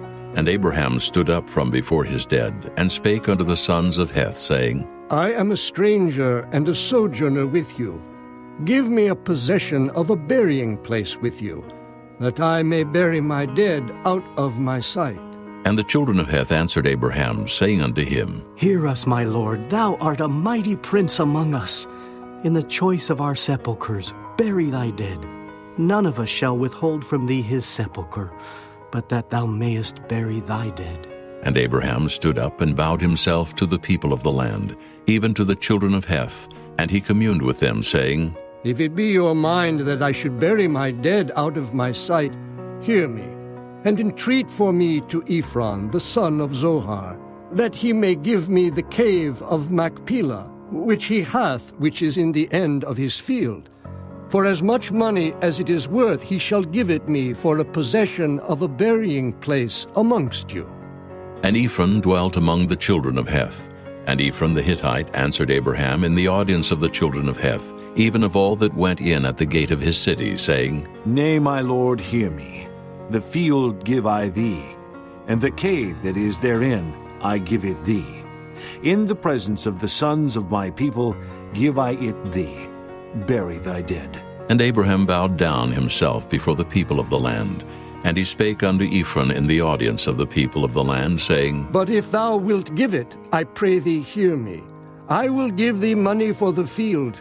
Take it of me, and I will bury my dead there. And Ephron answered Abraham, saying unto him, My lord, hearken unto me. The land is worth 400 shekels of silver. What is that betwixt me and thee? Bury therefore thy dead. And Abraham hearkened unto Ephron. And Abraham weighed to Ephron the silver which he had named in the audience of the sons of Heth, 400 shekels of silver, current money with the merchant.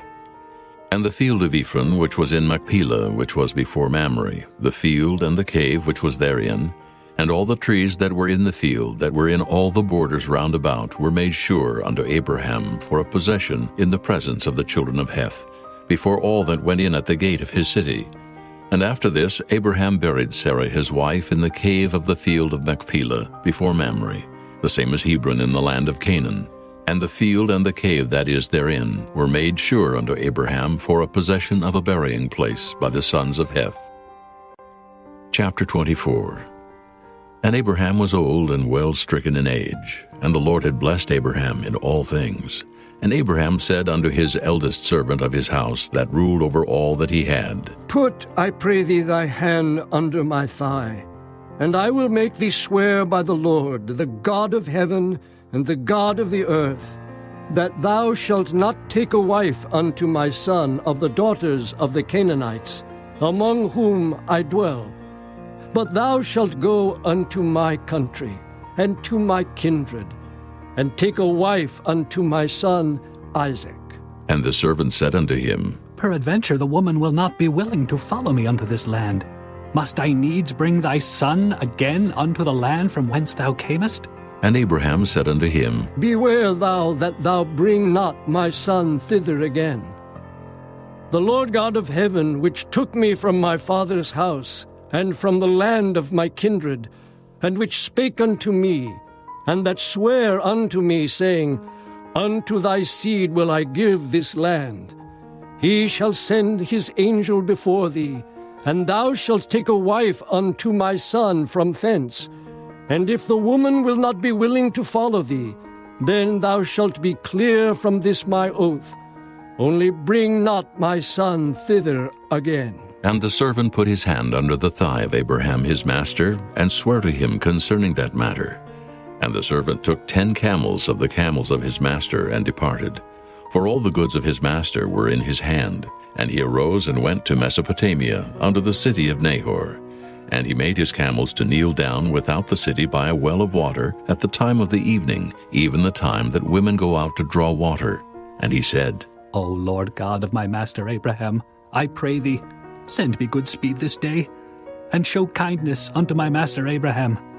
Behold, I stand here by the well of water, and the daughters of the men of the city come out to draw water. And let it come to pass, that the damsel to whom I shall say, Let down thy pitcher, I pray thee, that I may drink, and she shall say, Drink, and I will give thy camels drink also. Let the same be she that thou hast appointed for thy servant Isaac. And thereby shall I know that thou hast showed kindness unto my master. And it came to pass, before he had done speaking, that, behold, Rebekah came out, who was born of Bethuel, son of Milcah, the wife of Nahor, Abraham's brother, with her pitcher upon her shoulder. And the damsel was very fair to look upon, a virgin, neither had any man known her. And she went down to the well, and filled her pitcher, and came up. And the servant ran to meet her, and said, Let me, I pray thee, drink a little water of thy pitcher. And she said, Drink, my lord. And she hasted and let down her pitcher upon her hand, and gave him drink. And when she had done giving him drink, she said, I will draw water for thy camels also, until they have done drinking. And she hasted and emptied her pitcher into the trough, and ran again unto the well to draw water, and drew for all his camels. And the man, wondering at her, held his peace, to wit whether the Lord had made his journey prosperous or not.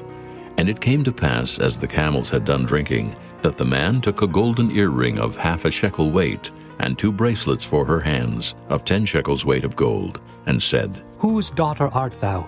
Tell me, I pray thee, is there room in thy father's house for us to lodge in? And she said unto him, I am the daughter of Bethuel, the son of Milcah, which she bare unto Nahor. She said moreover unto him, We have both straw and provender enough, and room to lodge in. And the man bowed down his head, and worshipped the Lord. And he said, Blessed be the Lord God of my master Abraham, who hath not left destitute my master of his mercy and his truth. I being in the way, the Lord led me to the house of my master's brethren. And the damsel ran and told them of her mother's house these things. And Rebekah had a brother, and his name was Laban. And Laban ran out unto the man unto the well. And it came to pass, when he saw the earring and bracelets upon his sister's hands, and when he heard the words of Rebekah his sister, saying, Thus spake the man unto me, that he came unto the man. And behold, he stood by the camels at the well. And he said, Come in, thou blessed of the Lord. Wherefore standest thou without? For I have prepared the house and room for the camels. And the man came into the house, and he ungirded his camels, and gave straw and provender for the camels, and water.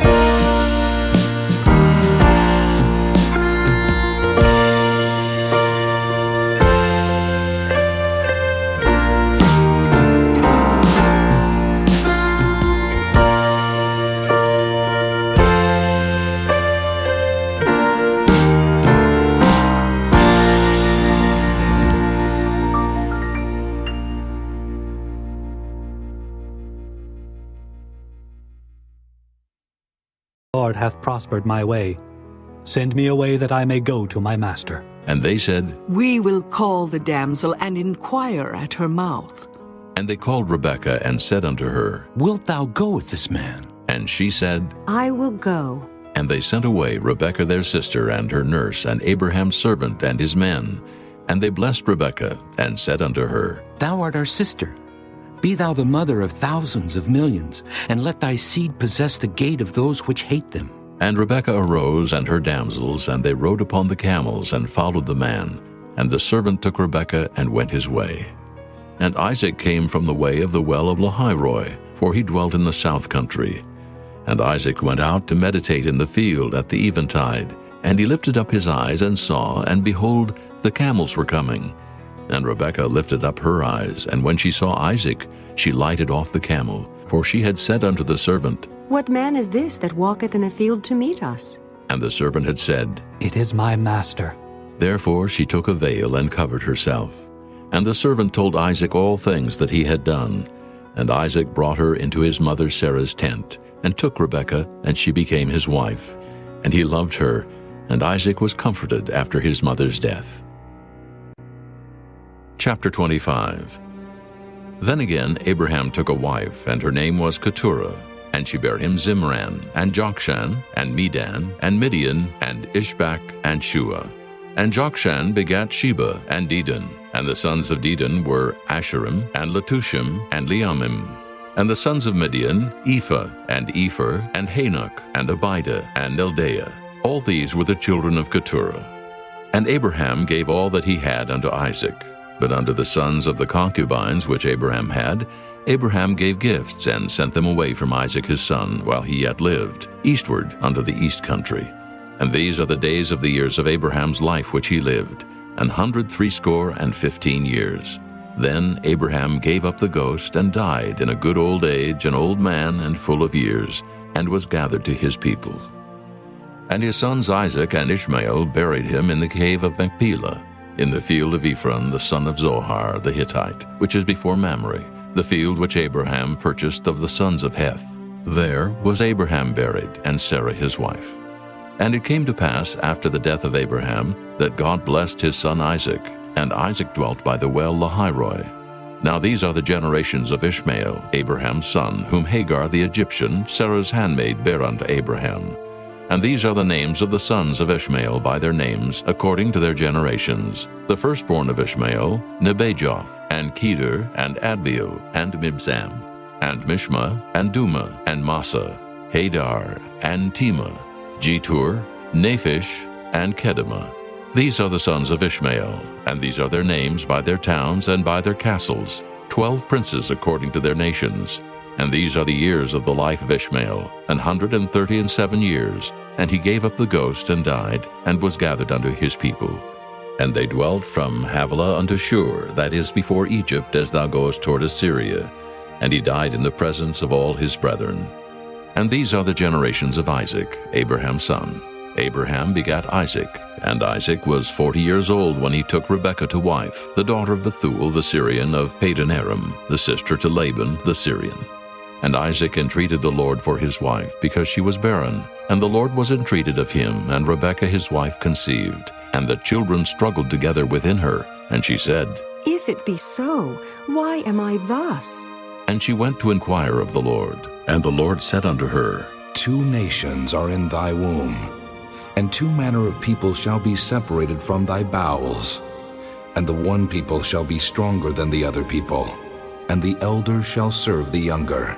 And when her days to be delivered were fulfilled, behold, there were twins in her womb. And the first came out red all over like an hairy garment. And they called his name Esau.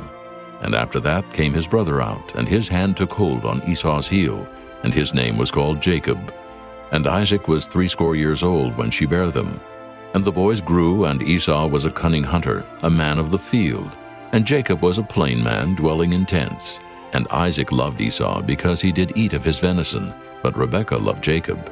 And Jacob sawed pottage, and Esau came from the field, and he was faint. And Esau said to Jacob, Feed me, I pray thee, with that same red pottage, for I am faint. Therefore was his name called Edom. And Jacob said, Sell me this day thy birthright. And Esau said, Behold, I am at the point to die, and what profit shall this birthright do to me? And Jacob said, Swear to me this day. And he sware unto him, and he sold his birthright unto Jacob. Then Jacob gave Esau bread and pottage of lentils, and he did eat and drink, and rose up and went his way. Thus Esau despised his birthright. Chapter 26. And there was a famine in the land, beside the first famine that was in the days of Abraham. And Isaac went unto Abimelech king of the Philistines unto Gerar. And the Lord appeared unto him, and said, Go not down into Egypt. Dwell in the land which I shall tell thee of. Sojourn in this land, and I will be with thee, and will bless thee. For unto thee and unto thy seed I will give all these countries. And I will perform the oath which I swear unto Abraham thy father. And I will make thy seed to multiply as the stars of heaven, and will give unto thy seed all these countries. And in thy seed shall all the nations of the earth be blessed, because that Abraham obeyed my voice, and kept my charge, my commandments, my statutes, and my laws. And Isaac dwelt in Gerar, and the men of the place asked him of his wife, and he said, She is my sister. For he feared to say, She is my wife. Lest, said he, the men of the place should kill me for Rebekah, because she was fair to look upon. And it came to pass, when he had been there a long time, that Abimelech king of the Philistines looked out at a window, and saw, and behold, Isaac was sporting with Rebekah his wife. And Abimelech called Isaac, and said, Behold, of a surety she is thy wife. And how saidst thou, She is my sister? And Isaac said unto him, Because I said, Lest I die for her. And Abimelech said, What is this thou hast done unto us? One of the people might lightly have lain with thy wife, and thou shouldest have brought guiltiness upon us. And Abimelech charged all his people, saying, He that toucheth this man, or his wife, shall surely be put to death. Then Isaac sowed in that land, and received in the same year 100-fold. And the Lord blessed him. And the man waxed great, and went forward, and grew until he became very great. For he had possession of flocks, and possession of herds, and great store of servants. And the Philistines envied him, for all the wells which his father's servants had digged in the days of Abraham his father, the Philistines had stopped them, and filled them with earth. And Abimelech said unto Isaac, Go from us, for thou art much mightier than we. And Isaac departed thence, and pitched his tent in the valley of Gerar, and dwelt there. And Isaac digged again the wells of water which they had digged in the days of Abraham his father, for the Philistines had stopped them after the death of Abraham. And he called their names after the names by which his father had called them. And Isaac's servants digged in the valley, and found there a well of springing water. And the herdmen of Gerar did strive with Isaac's herdmen, saying, The water is ours. And he called the name of the well Esek, because they strove with him. And they digged another well, and strove for that also. And he called the name of it Sitnah. And he removed from thence, and digged another well, and for that they strove not. And he called the name of it Rehoboth. And he said, For now the Lord hath made room for us, and we shall be fruitful in the land. And he went up from thence to Beersheba. And the Lord appeared unto him the same night, and said, I am the God of Abraham thy father. Fear not, for I am with thee, and will bless thee, and multiply thy seed for my servant Abraham's sake. And he builded an altar there, and called upon the name of the Lord, and pitched his tent there. And there Isaac's servants digged a well. Then Abimelech went to him from Gerar, and Ahuzzath one of his friends, and Phicol the chief captain of his army. And Isaac said unto them, Wherefore come ye to me, seeing ye hate me, and have sent me away from you? And they said, We saw certainly that the Lord was with thee. And we said, Let there be now an oath betwixt us, even betwixt us and thee, and let us make a covenant with thee, that thou wilt do us no hurt, as we have not touched thee, and as we have done unto thee nothing but good, and have sent thee away in peace. Thou art now the blessed of the Lord. And he made them a feast, and they did eat and drink. And they rose up betimes in the morning, and sware one to another. And Isaac sent them away, and they departed from him in peace. And it came to pass the same day that Isaac's servants came, and told him concerning the well which they had digged, and said unto him, We have found water. And he called it Sheba. Therefore the name of the city is Beersheba unto this day. And Esau was 40 years old when he took to wife Judith the daughter of Beeri the Hittite, and Bashemath the daughter of Elon the Hittite, which were a grief of mind unto Isaac and to Rebekah. Chapter 27. And it came to pass that when Isaac was old, and his eyes were dim, so that he could not see, he called Esau his eldest son, and said unto him, My son. And he said unto him, Behold, here am I. And he said, Behold, now I am old. I know not the day of my death. Now therefore take, I pray thee, thy weapons, thy quiver, and thy bow, and go out to the field, and take me some venison, and make me savory meat such as I love, and bring it to me, that I may eat, that my soul may bless thee before I die. And Rebekah heard when Isaac spake to Esau his son. And Esau went to the field to hunt for venison, and to bring it. And Rebekah spake unto Jacob her son, saying, Behold, I heard thy father speak unto Esau thy brother, saying, Bring me venison, and make me savory meat, that I may eat, and bless thee before the Lord before my death. Now therefore, my son, obey my voice according to that which I command thee. Go now to the flock, and fetch me from thence 2 good kids of the goats, and I will make them savory meat for thy father, such as he loveth. And thou shalt bring it to thy father, that he may eat, and that he may bless thee before his death. And Jacob said to Rebekah his mother, Behold, Esau my brother is a hairy man, and I am a smooth man. My father peradventure will feel me, and I shall seem to him as a deceiver, and I shall bring a curse upon me, and not a blessing. And his mother said unto him, Upon me be thy curse, my son. Only obey my voice, and go fetch me them. And he went and fetched and brought them to his mother. And his mother made savory meat such as his father loved. And Rebekah took goodly raiment of her eldest son Esau, which were with her in the house, and put them upon Jacob her younger son. And she put the skins of the kids of the goats upon his hands, and upon the smooth of his neck. And she gave the savory meat and the bread which she had prepared into the hand of her son Jacob. And he came unto his father and said, My father. And he said, Here am I. Who art thou, my son? And Jacob said unto his father, I am Esau thy firstborn. I have done according as thou badest me. Arise, I pray thee, sit, and eat of my venison, that thy soul may bless me. And Isaac said unto his son, How is it that thou hast found it so quickly, my son? And he said, Because the Lord thy God brought it to me. And Isaac said unto Jacob, Come near, I pray thee, that I may feel thee, my son, whether thou be my very son Esau or not. And Jacob went near unto Isaac his father, and he felt him, and said, The voice is Jacob's voice, but the hands are the hands of Esau. And he discerned him not, because his hands were hairy as his brother Esau's hands. So he blessed him, and he said, Art thou my very son Esau? And he said, I am. And he said, Bring it near to me, and I will eat of my son's venison, that my soul may bless thee. And he brought it near to him, and he did eat, and he brought him wine, and he drank. And his father Isaac said unto him, Come near now, and kiss me, my son. And he came near, and kissed him. And he smelled the smell of his raiment, and blessed him, and said, See, the smell of my son is as the smell of a field which the Lord hath blessed. Therefore God give thee of the dew of heaven, and the fatness of the earth, and plenty of corn and wine.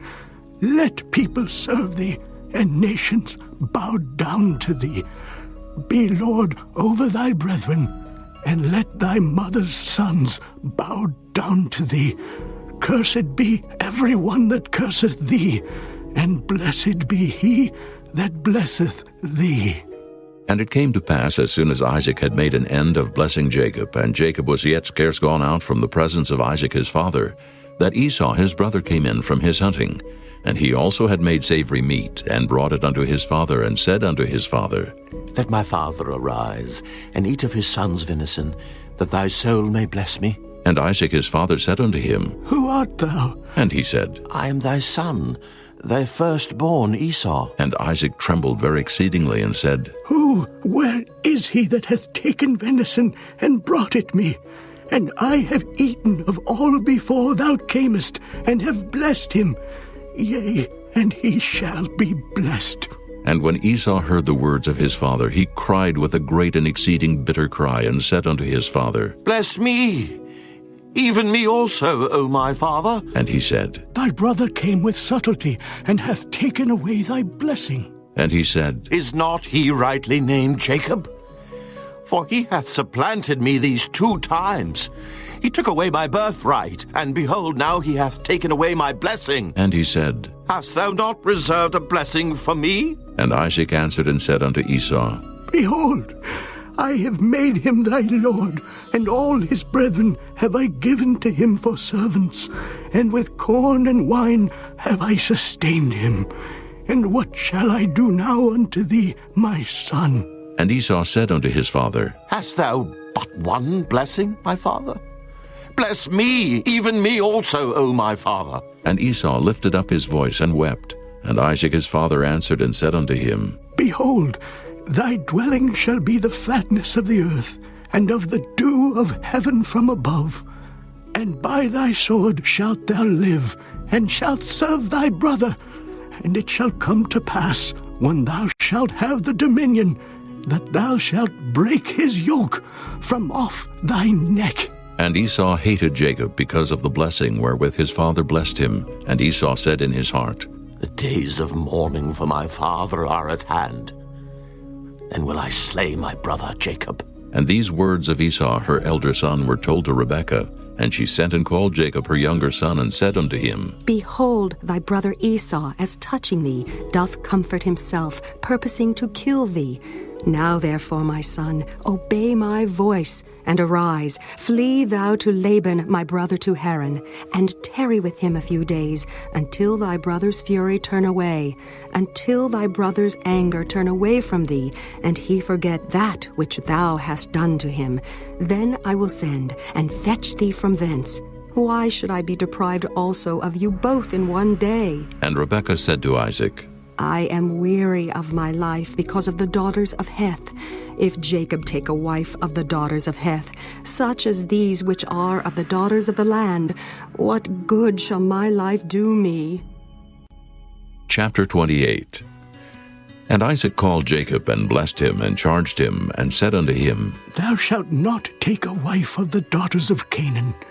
Arise, go to Padan Aram, to the house of Bethuel, thy mother's father, and take thee a wife from thence of the daughters of Laban, thy mother's brother. And God Almighty bless thee, and make thee fruitful, and multiply thee, that thou mayest be a multitude of people. And give thee the blessing of Abraham, to thee and to thy seed with thee, that thou mayest inherit the land wherein thou art a stranger, which God gave unto Abraham. And Isaac sent away Jacob, and he went to Padan Aram unto Laban, son of Bethuel the Syrian, the brother of Rebekah, Jacob's and Esau's mother. When Esau saw that Isaac had blessed Jacob, and sent him away to Padan Aram to take him a wife from thence, and that as he blessed him, he gave him a charge, saying, Thou shalt not take a wife of the daughters of Canaan. And that Jacob obeyed his father and his mother, and was gone to Padan Aram. And Esau, seeing that the daughters of Canaan pleased not Isaac his father, then went Esau unto Ishmael, and took unto the wives which he had Mahalath, the daughter of Ishmael, Abraham's son, the sister of Nebajoth, to be his wife. And Jacob went out from Beersheba, and went toward Haran. And he lighted upon a certain place, and tarried there all night, because the sun was set. And he took of the stones of that place, and put them for his pillows, and lay down in that place to sleep. And he dreamed, and behold, a ladder set up on the earth, and the top of it reached to heaven. And behold, the angels of God ascending and descending on it. And behold, the Lord stood above it, and said, I am the Lord God of Abraham thy father, and the God of Isaac. The land whereon thou liest, to thee will I give it, and to thy seed. And thy seed shall be as the dust of the earth, and thou shalt spread abroad to the west, and to the east, and to the north, and to the south. And in thee and in thy seed shall all the families of the earth be blessed. And behold, I am with thee, and will keep thee in all places whither thou goest, and will bring thee again into this land.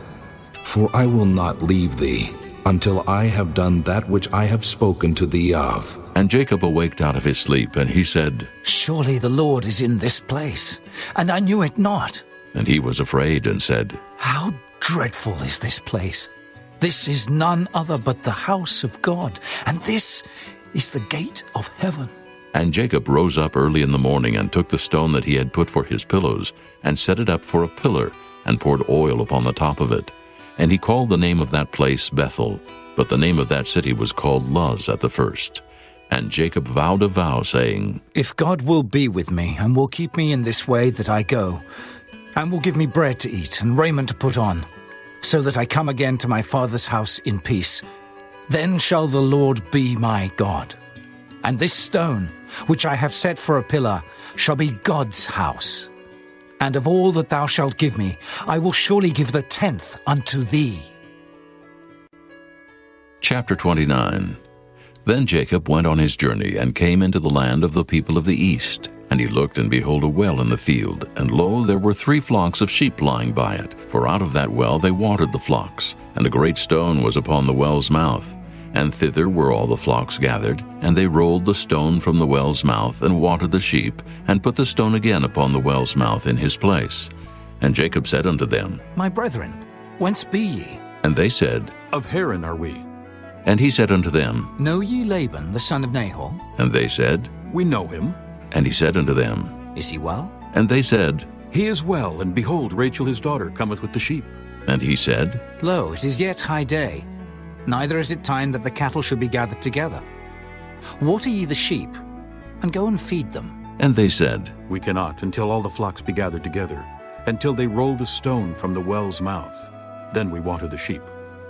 And while he yet spake with them, Rachel came with her father's sheep, for she kept them. And it came to pass, when Jacob saw Rachel the daughter of Laban his mother's brother, and the sheep of Laban his mother's brother, that Jacob went near, and rolled the stone from the well's mouth, and watered the flock of Laban his mother's brother. And Jacob kissed Rachel, and lifted up his voice, and wept. And Jacob told Rachel that he was her father's brother, and that he was Rebekah's son. And she ran and told her father. And it came to pass, when Laban heard the tidings of Jacob his sister's son, that he ran to meet him, and embraced him, and kissed him, and brought him to his house. And he told Laban all these things. And Laban said to him, Surely thou art my bone and my flesh. And he abode with him the space of a month. And Laban said unto Jacob, Because thou art my brother, shouldest thou therefore serve me for naught? Tell me, what shall thy wages be? And Laban had 2 daughters. The name of the elder was Leah, and the name of the younger was Rachel. Leah was tender-eyed, but Rachel was beautiful and well-favored. And Jacob loved Rachel, and said, I will serve thee 7 years for Rachel thy younger daughter. And Laban said, It is better that I give her to thee, than that I should give her to another man. Abide with me. And Jacob served 7 years for Rachel, and they seemed unto him but a few days, for the love he had to her. And Jacob said unto Laban, Give me my wife, for my days are fulfilled, that I may go in unto her. And Laban gathered together all the men of the place, and made a feast. And it came to pass in the evening, that he took Leah his daughter, and brought her to him, and he went in unto her. And Laban gave unto his daughter Leah Zilpah his maid for a handmaid. And it came to pass that in the morning, behold, it was Leah. And he said to Laban, What is this thou hast done unto me? Did not I serve with thee for Rachel? Wherefore then hast thou beguiled me? And Laban said, It must not be so done in our country, to give the younger before the firstborn. Fulfill her week, and we will give thee this also, for the service which thou shalt serve with me yet 7 other years. And Jacob did so, and fulfilled her week. And he gave him Rachel his daughter to wife also. And Laban gave to Rachel his daughter Bilhah his handmaid to be her maid. And he went in also unto Rachel, and he loved also Rachel more than Leah, and served with him yet 7 other years. And when the Lord saw that Leah was hated, he opened her womb, but Rachel was barren. And Leah conceived and bare a son, and she called his name Reuben, for she said, Surely the Lord hath looked upon my affliction. Now therefore my husband will love me. And she conceived again, and bare a son, and said, Because the Lord hath heard that I was hated, he hath therefore given me this son also. And she called his name Simeon. And she conceived again and bare a son, and said, Now this time will my husband be joined unto me, because I have borne him 3 sons. Therefore was his name called Levi. And she conceived again and bare a son, and she said, Now will I praise the Lord. Therefore she called his name Judah, and left bearing. Chapter 30. And when Rachel saw that she bare Jacob no children, Rachel envied her sister, and said unto Jacob, Give me children, or else I die. And Jacob's anger was kindled against Rachel, and he said, Am I in God's stead, who hath withheld from thee the fruit of the womb? And she said, Behold my maid Bilhah, go in unto her, and she shall bear upon my knees, that I may also have children by her. And she gave him Bilhah her handmaid to wife, and Jacob went in unto her. And Bilhah conceived, and bare Jacob a son. And Rachel said, God hath judged me, and hath also heard my voice, and hath given me a son. Therefore called she his name Dan. And Bilhah, Rachel's maid, conceived again, and bare Jacob a second son. And Rachel said, With great wrestlings have I wrestled with my sister, and I have prevailed. And she called his name Naphtali. When Leah saw that she had left bearing, she took Zilpah her maid, and gave her Jacob to wife. And Zilpah, Leah's maid, bare Jacob a son. And Leah said, A troop cometh. And she called his name Gad. And Zilpah, Leah's maid, bare Jacob a second son. And Leah said, Happy am I, for the daughters will call me blessed. And she called his name Asher. And Reuben went in the days of wheat harvest, and found mandrakes in the field, and brought them unto his mother Leah. Then Rachel said to Leah, Give me, I pray thee, of thy son's mandrakes. And she said unto her, Is it a small matter that thou hast taken my husband?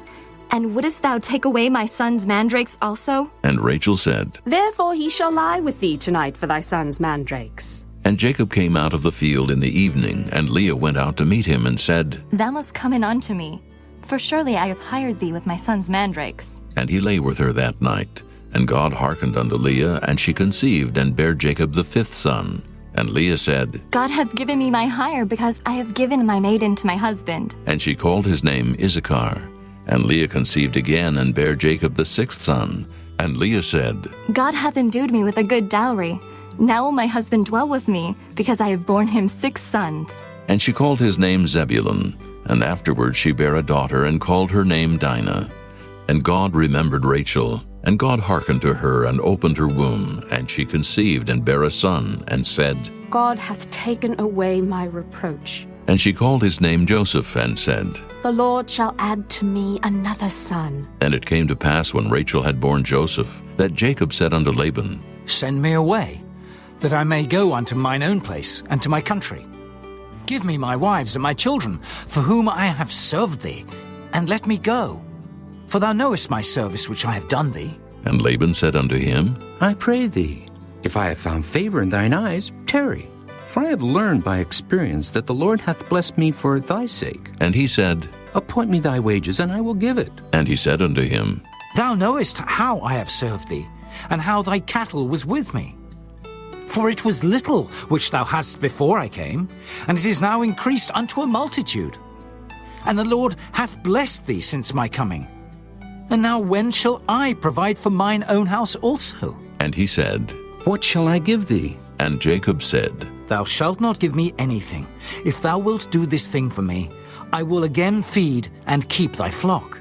I will pass through all thy flock today, removing from thence all the speckled and spotted cattle, and all the brown cattle among the sheep, and the spotted and speckled among the goats, and of such shall be my hire.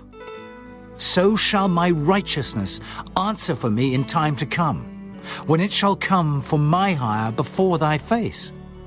Every one that is not speckled and spotted among the goats, and brown among the sheep, that shall be counted stolen with me. And Laban said, Behold, I would it might be according to thy word. And he removed that day the he-goats that were ring-streaked and spotted, and all the she-goats that were speckled and spotted, and every one that had some white in it, and all the brown among the sheep, and gave them into the hand of his sons. And he set 3 days' journey betwixt himself and Jacob. And Jacob fed the rest of Laban's flocks. And Jacob took him rods of green poplar, and of the hazel and chestnut tree, and pilled white streaks in them, and made the white appear which was in the rods. And he set the rods which he had pilled before the flocks in the gutters in the watering troughs, when the flocks came to drink, that they should conceive when they came to drink. And the flocks conceived before the rods, and brought forth cattle ring-straked, speckled, and spotted. And Jacob did separate the lambs, and set the faces of the flocks toward the ring-straked, and all the brown in the flock of Laban. And he put his own flocks by themselves, and put them not unto Laban's cattle. And it came to pass, whensoever the stronger cattle did conceive, that Jacob laid the rods before the eyes of the cattle in the gutters, that they might conceive among the rods. But when the cattle were feeble, he put them not in. So the feebler were Laban's, and the stronger Jacob's. And the man increased exceedingly, and had much cattle, and maidservants, and menservants, and camels, and asses. Chapter 31. And he heard the words of Laban's sons, saying, Jacob hath taken away all that was our father's, and of that which was our father's hath he gotten all this glory. And Jacob beheld the countenance of Laban, and behold, it was not toward him as before. And the Lord said unto Jacob, Return unto the land of thy fathers, and to thy kindred, and I will be with thee. And Jacob sent and called Rachel and Leah to the field unto his flock, and said unto them, I see your father's countenance, that it is not toward me as before. But the God of my father hath been with me. And ye know that with all my power I have served your father. And your father hath deceived me, and changed my wages 10 times. But God suffered him not to hurt me. If he said thus, The speckled shall be thy wages, then all the cattle bear speckled. And if he said thus, The ring-straked shall be thy hire, then bear all the cattle ring-straked. Thus God hath taken away the cattle of your father, and given them to me. And it came to pass at the time that the cattle conceived, that I lifted up mine eyes, and saw in a dream, and behold, the rams which leaped upon the cattle were ring-straked, speckled, and grizzled. And the angel of God spake unto me in a dream, saying, Jacob. And I said, Here am I. And he said, Lift up now thine eyes, and see, all the rams which leap upon the cattle are ring-straked, speckled, and grizzled. For I have seen all that Laban doeth unto thee. I am the God of Bethel, where thou anointedst the pillar, and where thou vowedst a vow unto me. Now arise, get thee out from this land, and return unto the land of thy kindred. And Rachel and Leah answered and said unto him, Is there yet any portion or inheritance for us in our father's house? Are we not counted of him strangers? For he hath sold us, and hath quite devoured also our money. For all the riches which God hath taken from our father that is ours and our children's.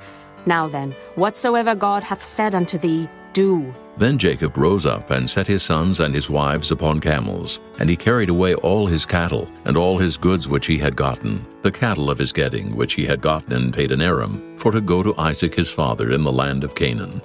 And Laban went to shear his sheep, and Rachel had stolen the images that were her father's. And Jacob stole away unawares to Laban the Syrian, in that he told him not that he fled. So he fled with all that he had, and he rose up and passed over the river, and set his face toward the Mount Gilead. And it was told Laban on the 3rd day that Jacob was fled. And he took his brethren with him, and pursued after him 7 days' journey. And they overtook him in the Mount Gilead. And God came to Laban the Syrian in a dream by night, and said unto him, Take heed, that thou speak not to Jacob either good or bad. Then Laban overtook Jacob. Now Jacob had pitched his tent in the mount, and Laban with his brethren pitched in the mount of Gilead. And Laban said to Jacob, What hast thou done, that thou hast stolen away unawares to me, and carried away my daughters, as captives taken with the sword? Wherefore didst thou flee away secretly, and steal away from me, and didst not tell me, that I might have sent thee away with mirth, and with songs, with tabret, and with harp? And hast not suffered me to kiss my sons and my daughters? Thou hast now done foolishly in so doing. It is in the power of my hand to do you hurt. But the God of your father spake unto me yesternight, saying, Take thou heed that thou speak not to Jacob either good or bad. And now, though thou wouldest needs be gone, because thou sore longest after thy father's house, yet wherefore hast thou stolen my gods? And Jacob answered and said to Laban, Because I was afraid. For I said, Peradventure thou wouldest take by force thy daughters from me. With whomsoever thou findest thy gods, let him not live. Before our brethren discern thou what is thine with me, and take it to thee. For Jacob knew not that Rachel had stolen them. And Laban went into Jacob's tent, and into Leah's tent, and into the 2 maidservants' tents, but he found them not. Then went he out of Leah's tent, and entered into Rachel's tent. Now Rachel had taken the images, and put them in the camel's furniture, and sat upon them. And Laban searched all the tent, but found them not. And she said to her father, Let it not displease my lord that I cannot rise up before thee, for the custom of women is upon me. And he searched, but found not the images. And Jacob was wroth, and chode with Laban. And Jacob answered and said to Laban, What is my trespass? What is my sin, that thou hast so hotly pursued after me? Whereas thou hast searched all my stuff. What hast thou found of all thy household stuff? Set it here, before my brethren and thy brethren, that they may judge betwixt us both. This 20 years have I been with thee. Thy ewes and thy she-goats have not cast their young, and the rams of thy flock have I not eaten. That which was torn of beasts I brought not unto thee. I bear the loss of it. Of my hand didst thou require it, whether stolen by day or stolen by night? Thus I was, in the day the drought consumed me, and the frost by night, and my sleep departed from mine eyes. Thus have I been 20 years in thy house. I served thee 14 years for thy 2 daughters, and 6 years for thy cattle. And thou hast changed my wages 10 times. Except the God of my father, the God of Abraham, and the fear of Isaac had been with me, surely thou hadst sent me away now empty. God hath seen mine affliction and the labor of my hands, and rebuked thee yesternight. And Laban answered and said unto Jacob, These daughters are my daughters, and these children are my children, and these cattle are my cattle, and all that thou seest is mine. And what can I do this day unto these my daughters, or unto their children which they have borne? Now therefore come thou, let us make a covenant, I and thou, and let it be for a witness between me and thee. And Jacob took a stone, and set it up for a pillar. And Jacob said unto his brethren, Gather stones. And they took stones, and made an heap, and they did eat there upon the heap. And Laban called it Jegar-sahadutha, but Jacob called it Galeed. And Laban said, This heap is a witness between me and thee this day. Therefore was the name of it called Galeed. And Mizpah, for he said, The Lord watch between me and thee when we are absent one from another. If thou shalt afflict my daughters, or if thou shalt take other wives beside my daughters, no man is with us.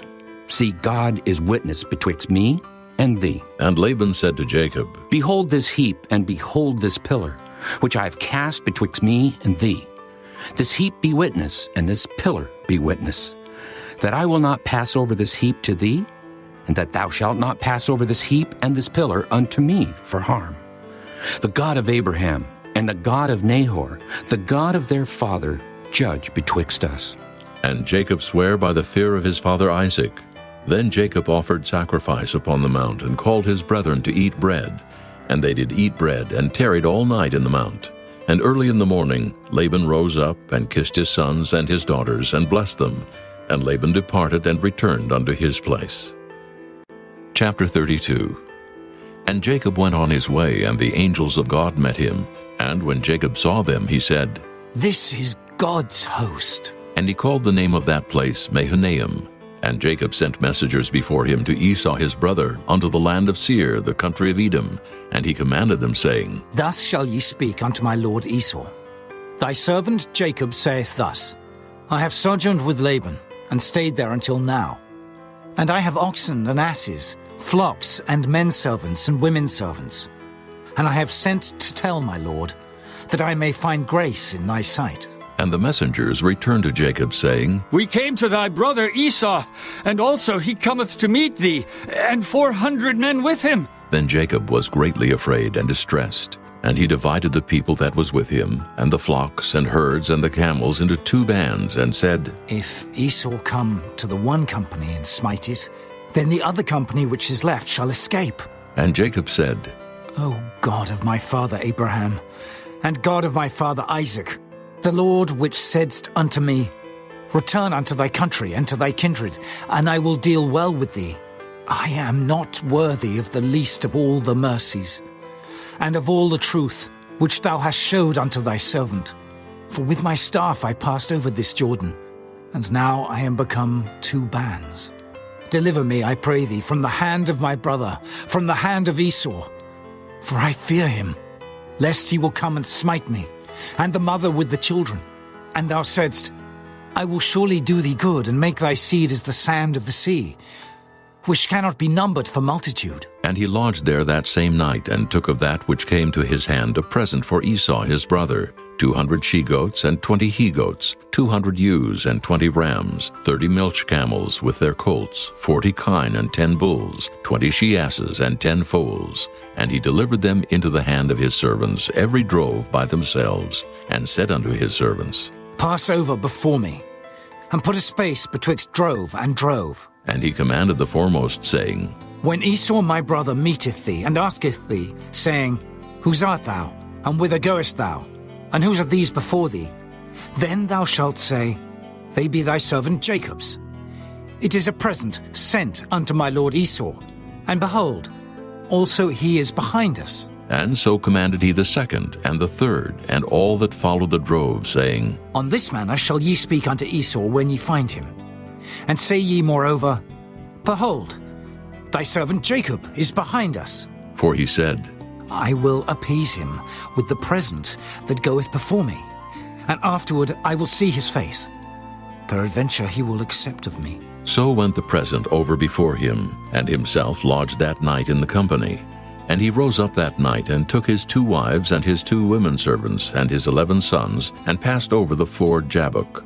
And he took them, and set them over the brook, and sent over that he had. And Jacob was left alone. And there wrestled a man with him until the breaking of the day. And when he saw that he prevailed not against him, he touched the hollow of his thigh, and the hollow of Jacob's thigh was out of joint as he wrestled with him. And he said, Let me go, for the day breaketh. And he said, I will not let thee go, except thou bless me. And he said unto him, What is thy name? And he said, Jacob. And he said, Thy name shall be called no more Jacob, but Israel. For as a prince hast thou power with God and with men, and hast prevailed. And Jacob asked him and said, Tell me, I pray thee, thy name. And he said, Wherefore is it that thou dost ask after my name? And he blessed him there. And Jacob called the name of the place Peniel. For I have seen God face to face, and my life is preserved. And as he passed over Peniel, the sun rose upon him, and he halted upon his thigh. Therefore the children of Israel eat not of the sinew which shrank, which is upon the hollow of the thigh unto this day, because he touched the hollow of Jacob's thigh in the sinew that shrank. Chapter 33. And Jacob lifted up his eyes and looked, and behold, Esau came, and with him 400 men. And he divided the children unto Leah, and unto Rachel, and unto the 2 handmaids. And he put the handmaids and their children foremost, and Leah and her children after, and Rachel and Joseph hindermost. And he passed over before them, and bowed himself to the ground 7 times, until he came near to his brother. And Esau ran to meet him, and embraced him, and fell on his neck, and kissed him, and they wept. And he lifted up his eyes, and saw the women and the children, and said, Who are those with thee? And he said, The children, which God hath graciously given thy servant. Then the handmaidens came near, they and their children, and they bowed themselves. And Leah also with her children came near, and bowed themselves. And after came Joseph near, and Rachel, and they bowed themselves. And he said, What meanest thou by all this drove which I met? And he said, These are to find grace in the sight of my Lord. And Esau said, I have enough, my brother. Keep that thou hast unto thyself. And Jacob said, Nay, I pray thee, if now I have found grace in thy sight, then receive my present at my hand. For therefore I have seen thy face, as though I had seen the face of God, and thou wast pleased with me. Take, I pray thee, my blessing that is brought to thee, because God hath dealt graciously with me, and because I have enough. And he urged him, and he took it, and he said, Let us take our journey, and let us go, and I will go before thee. And he said unto him, My lord knoweth that the children are tender, and the flocks and herds with young are with me. And if men should overdrive them one day, all the flock will die. Let my lord, I pray thee, pass over before his servant, and I will lead on softly, according as the cattle that goeth before me, and the children be able to endure, until I come unto my lord, unto Seir. And Esau said, Let me now leave with thee some of the folk that are with me. And he said, What needeth it? Let me find grace in the sight of my lord. So Esau returned that day on his way to Seir. And Jacob journeyed to Succoth, and built him an house, and made booths for his cattle. Therefore the name of the place is called Succoth. And Jacob came to Shalem, a city of Shechem, which is in the land of Canaan, when he came from Padan-aram, and pitched his tent before the city. And he brought a parcel of a field where he had spread his tent at the hand of the children of Hamor, Shechem's father, for 100 pieces of money. And he erected there an altar, and called it El Elohe Israel. Chapter 34. And Dinah, the daughter of Leah, which she bare unto Jacob, went out to see the daughters of the land. And when Shechem the son of Hamor the Hivite, prince of the country, saw her, he took her, and lay with her, and defiled her. And his soul clave unto Dinah the daughter of Jacob. And he loved the damsel, and spake kindly unto the damsel. And Shechem spake unto his father Hamor, saying, Get me this damsel to wife. And Jacob heard that he had defiled Dinah his daughter. Now his sons were with his cattle in the field, and Jacob held his peace until they were come. And Hamor the father of Shechem went out unto Jacob to commune with him. And the sons of Jacob came out of the field when they heard it, and the men were grieved, and they were very wroth, because he had wrought folly in Israel in lying with Jacob's daughter, which thing ought not to be done. And Hamor communed with them, saying, The soul of my son Shechem longeth for your daughter. I pray you give her him to wife. And make ye marriages with us, and give your daughters unto us, and take our daughters unto you. And ye shall dwell with us, and the land shall be before you. Dwell and trade ye therein, and get you possessions therein. And Shechem said unto her father and unto her brethren, Let me find grace in your eyes, and what ye shall say unto me I will give. Ask me never so much dowry and gift, and I will give according as ye shall say unto me. But give me the damsel to wife. And the sons of Jacob answered Shechem and Hamor his father deceitfully, and said, Because he had defiled Dinah their sister. And they said unto them, We cannot do this thing, to give our sister to one that is uncircumcised, for that were a reproach unto us. But in this will we consent unto you. If ye will be as we be, that every male of you be circumcised, then will we give our daughters unto you, and we will take your daughters to us, and we will dwell with you, and we will become one people. But if ye will not hearken unto us, to be circumcised, then will we take our daughter, and we will be gone. And their words pleased Hamor and Shechem, Hamor's son. And the young man deferred not to do the thing, because he had delight in Jacob's daughter, and he was more honorable than all the house of his father. And Hamor and Shechem his son came unto the gate of their city, and communed with the men of their city, saying, These men are peaceable with us. Therefore let them dwell in the land, and trade therein. For the land, behold, it is large enough for them. Let us take their daughters to us for wives, and let us give them our daughters. Only herein will the men consent unto us for to dwell with us, to be one people, if every male among us be circumcised as they are circumcised. Shall not their cattle and their substance and every beast of theirs be ours? Only let us consent unto them, and they will dwell with us. And unto Hamor and unto Shechem his son hearkened all that went out of the gate of his city, and every male was circumcised, all that went out of the gate of his city. And it came to pass on the third day, when they were sore, that two of the sons of Jacob, Simeon and Levi, Dinah's brethren, took each man his sword, and came upon the city boldly, and slew all the males. And they slew Hamor and Shechem his son with the edge of the sword, and took Dinah out of Shechem's house, and went out. The sons of Jacob came upon the slain, and spoiled the city, because they had defiled their sister. They took their sheep, and their oxen, and their asses, and that which was in the city, and that which was in the field, and all their wealth, and all their little ones, and their wives took they captive, and spoiled even all that was in the house. And Jacob said to Simeon and Levi, Ye have troubled me, to make me to stink among the inhabitants of the land, among the Canaanites and the Perizzites. And I, being few in number, they shall gather themselves together against me and slay me. And I shall be destroyed, I and my house. And they said, Should he deal with our sister as with an harlot? Chapter 35. And God said unto Jacob, Arise, go up to Bethel, and dwell there, and make there an altar unto God, that appeared unto thee when thou fleddest from the face of Esau thy brother. Then Jacob said unto his household and to all that were with him, Put away the strange gods that are among you, and be clean and change your garments. And let us arise, and go up to Bethel. And I will make there an altar unto God, who answered me in the day of my distress, and was with me in the way which I went. And they gave unto Jacob all the strange gods which were in their hand, and all their earrings which were in their ears. And Jacob hid them under the oak which was by Shechem. And they journeyed, and the terror of God was upon the cities that were round about them, and they did not pursue after the sons of Jacob. So Jacob came to Luz, which is in the land of Canaan, that is Bethel, he and all the people that were with him. And he built there an altar, and called the place El Bethel, because there God appeared unto him when he fled from the face of his brother. But Deborah, Rebekah's nurse, died, and she was buried beneath Bethel under an oak, and the name of it was called Alon-Bacuth. And God appeared unto Jacob again when he came out of Padan-aram, and blessed him.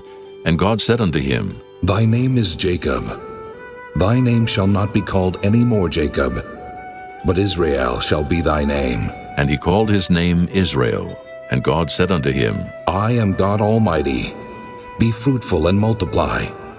A nation and a company of nations shall be of thee, and kings shall come out of thy loins.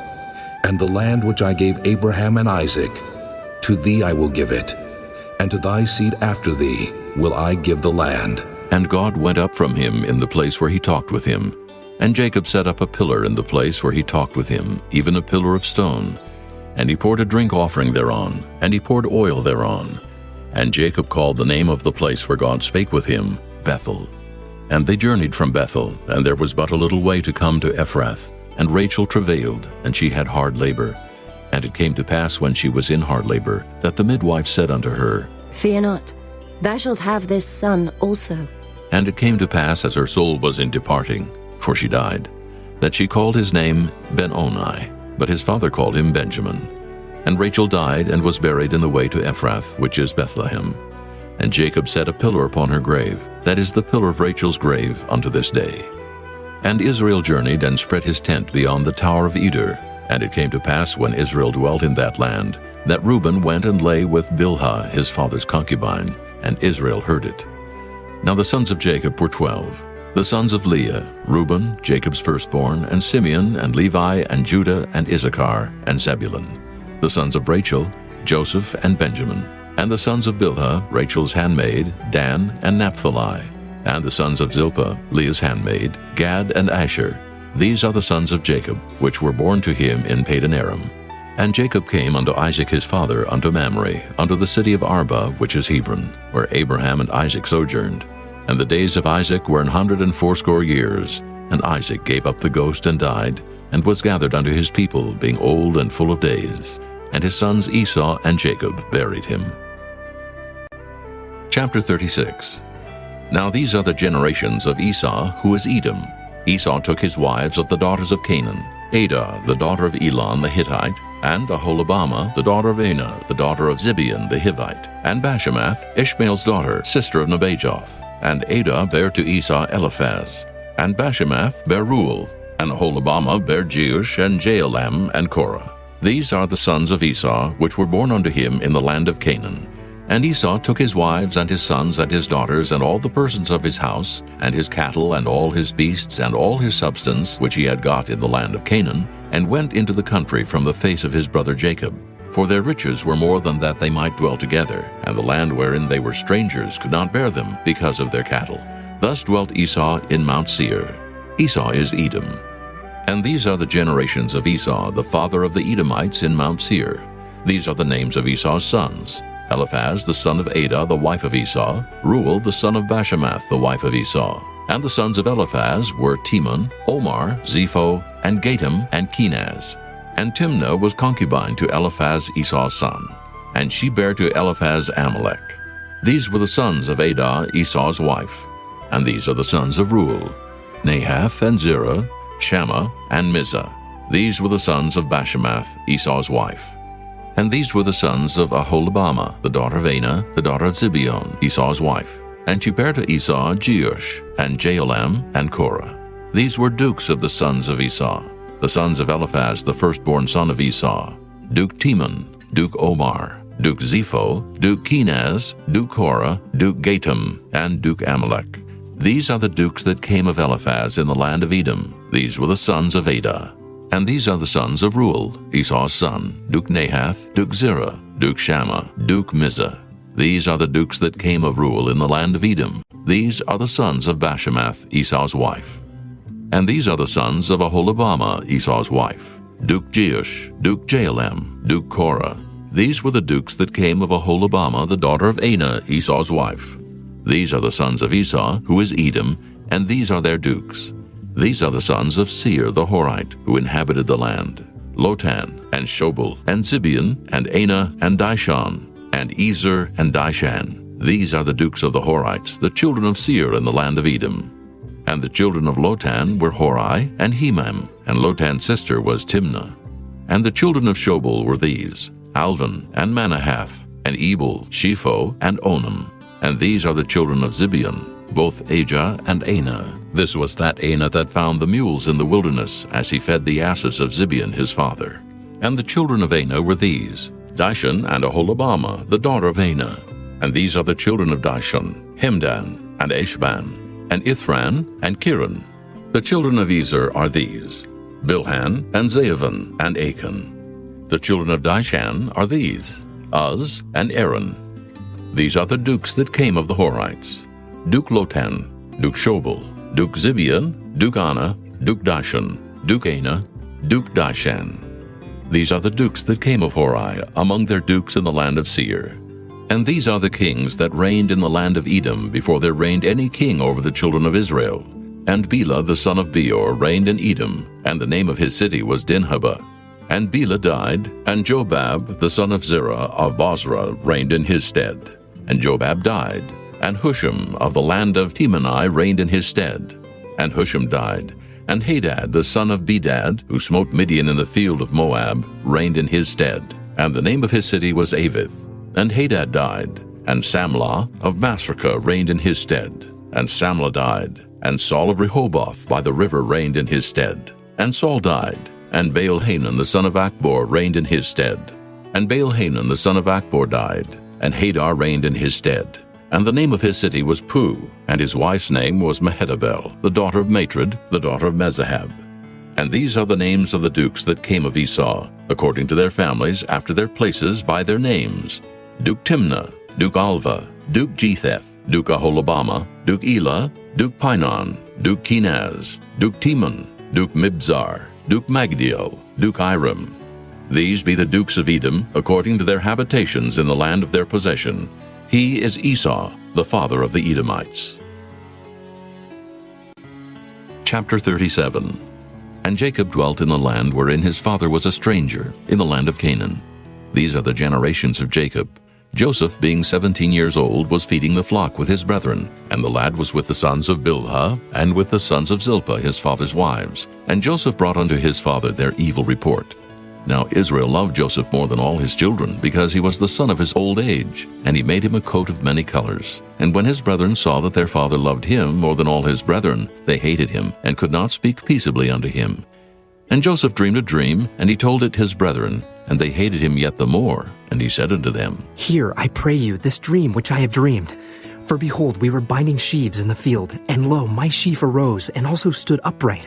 And behold, your sheaves stood round about, and made obeisance to my sheaf. And his brethren said unto him, Shalt thou indeed reign over us? Or shalt thou indeed have dominion over us? And they hated him yet the more for his dreams and for his words. And he dreamed yet another dream, and told it his brethren, and said, Behold, I have dreamed a dream more, and behold, the sun and the moon and the 11 stars made obeisance to me. And he told it to his father and to his brethren, and his father rebuked him and said unto him, What is this dream that thou hast dreamed? Shall I and thy mother and thy brethren indeed come to bow down ourselves to thee, to the earth? And his brethren envied him, but his father observed the saying. And his brethren went to feed their father's flock in Shechem. And Israel said unto Joseph, Do not thy brethren feed the flock in Shechem? Come, and I will send thee unto them. And he said to him, Here am I. And he said to him, Go, I pray thee, see whether it be well with thy brethren, and well with the flocks, and bring me word again. So he sent him out of the vale of Hebron, and he came to Shechem. And a certain man found him, and behold, he was wandering in the field. And the man asked him, saying, What seekest thou? And he said, I seek my brethren. Tell me, I pray thee, where they feed their flocks. And the man said, They are departed hence. For I heard them say, Let us go to Dothan. And Joseph went after his brethren, and found them in Dothan. And when they saw him afar off, even before he came near unto them, they conspired against him to slay him. And they said one to another, Behold, this dreamer cometh. Come now, therefore, and let us slay him, and cast him into some pit. And we will say, Some evil beast hath devoured him, and we shall see what will become of his dreams. And Reuben heard it, and he delivered him out of their hands, and said, Let us not kill him. And Reuben said unto them, Shed no blood, but cast him into this pit that is in the wilderness, and lay no hand upon him, that he might rid him out of their hands, to deliver him to his father again. And it came to pass, when Joseph was come unto his brethren, that they stripped Joseph out of his coat of many colors that was on him. And they took him and cast him into a pit, and the pit was empty, there was no water in it. And they sat down to eat bread, and they lifted up their eyes and looked, and behold, a company of Ishmaelites came from Gilead with their camels, bearing spicery and balm and myrrh, going to carry it down to Egypt. And Judah said unto his brethren, What profit is it if we slay our brother and conceal his blood? Come, and let us sell him to the Ishmaelites, and let not our hand be upon him, for he is our brother and our flesh. And his brethren were content. Then there passed by Midianites, merchantmen, and they drew and lifted up Joseph out of the pit, and sold Joseph to the Ishmaelites for 20 pieces of silver, and they brought Joseph into Egypt. And Reuben returned unto the pit, and behold, Joseph was not in the pit, and he rent his clothes. And he returned unto his brethren, and said, The child is not, and I, whither shall I go? And they took Joseph's coat, and killed a kid of the goats, and dipped the coat in the blood. And they sent the coat of many colors, and they brought it to their father, and said, This have we found. Know now whether it be thy son's coat or no. And he knew it, and said, It is my son's coat. An evil beast hath devoured him. Joseph is without doubt rent in pieces. And Jacob rent his clothes, and put sackcloth upon his loins, and mourned for his son many days. And all his sons and all his daughters rose up to comfort him. But he refused to be comforted. And he said, For I will go down into the grave unto my son, mourning. Thus his father wept for him. And the Midianites sold him into Egypt unto Potiphar, an officer of Pharaoh's, and captain of the guard. Chapter 38. And it came to pass at that time that Judah went down from his brethren, and turned into a certain Adullamite, whose name was Hira. And Judah saw there a daughter of a certain Canaanite, whose name was Shua. And he took her, and went in unto her. And she conceived, and bare a son, and he called his name And she conceived again, and bare a son, and she called his name Onan. And she yet again conceived, and bare a son, and called his name Shelah. And he was at Chezib when she bare him. And Judah took a wife for his firstborn, whose name was Tamar. And Judah's firstborn, was wicked in the sight of the Lord. And the Lord slew him. And Judah said unto Onan, Go in unto thy brother's wife, and marry her, and raise up seed to thy brother. And Onan knew that the seed should not be his. And it came to pass, when he went in unto his brother's wife, that he spilled it on the ground, lest that he should give seed to his brother. And the thing which he did displeased the Lord, wherefore he slew him also. Then said Judah to Tamar his daughter-in-law, Remain a widow at thy father's house, till Shelah my son be grown. For he said, Lest peradventure he die also, as his brethren did. And Tamar went and dwelt in her father's house. And in process of time the daughter of Shua, Judah's wife, died. And Judah was comforted, and went up unto his sheep shearers to Timnath, he and his friend Hira the Adullamite. And it was told Tamar, saying, Behold, thy father-in-law goeth up to Timnath to shear his sheep. And she put her widow's garments off from her, and covered her with a veil, and wrapped herself, and sat in an open place which is by the way to Timnath, for she saw that Shelah was grown, and she was not given unto him to wife. When Judah saw her, he thought her to be an harlot, because she had covered her face. And he turned unto her by the way, and said, Go to, I pray thee, let me come in unto thee. For he knew not that she was his daughter-in-law. And she said, What wilt thou give me, that thou mayest come in unto me?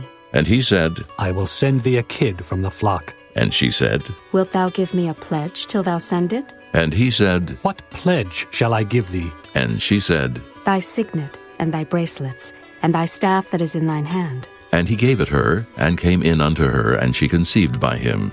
And she arose and went away, and laid by her veil from her, and put on the garments of her widowhood.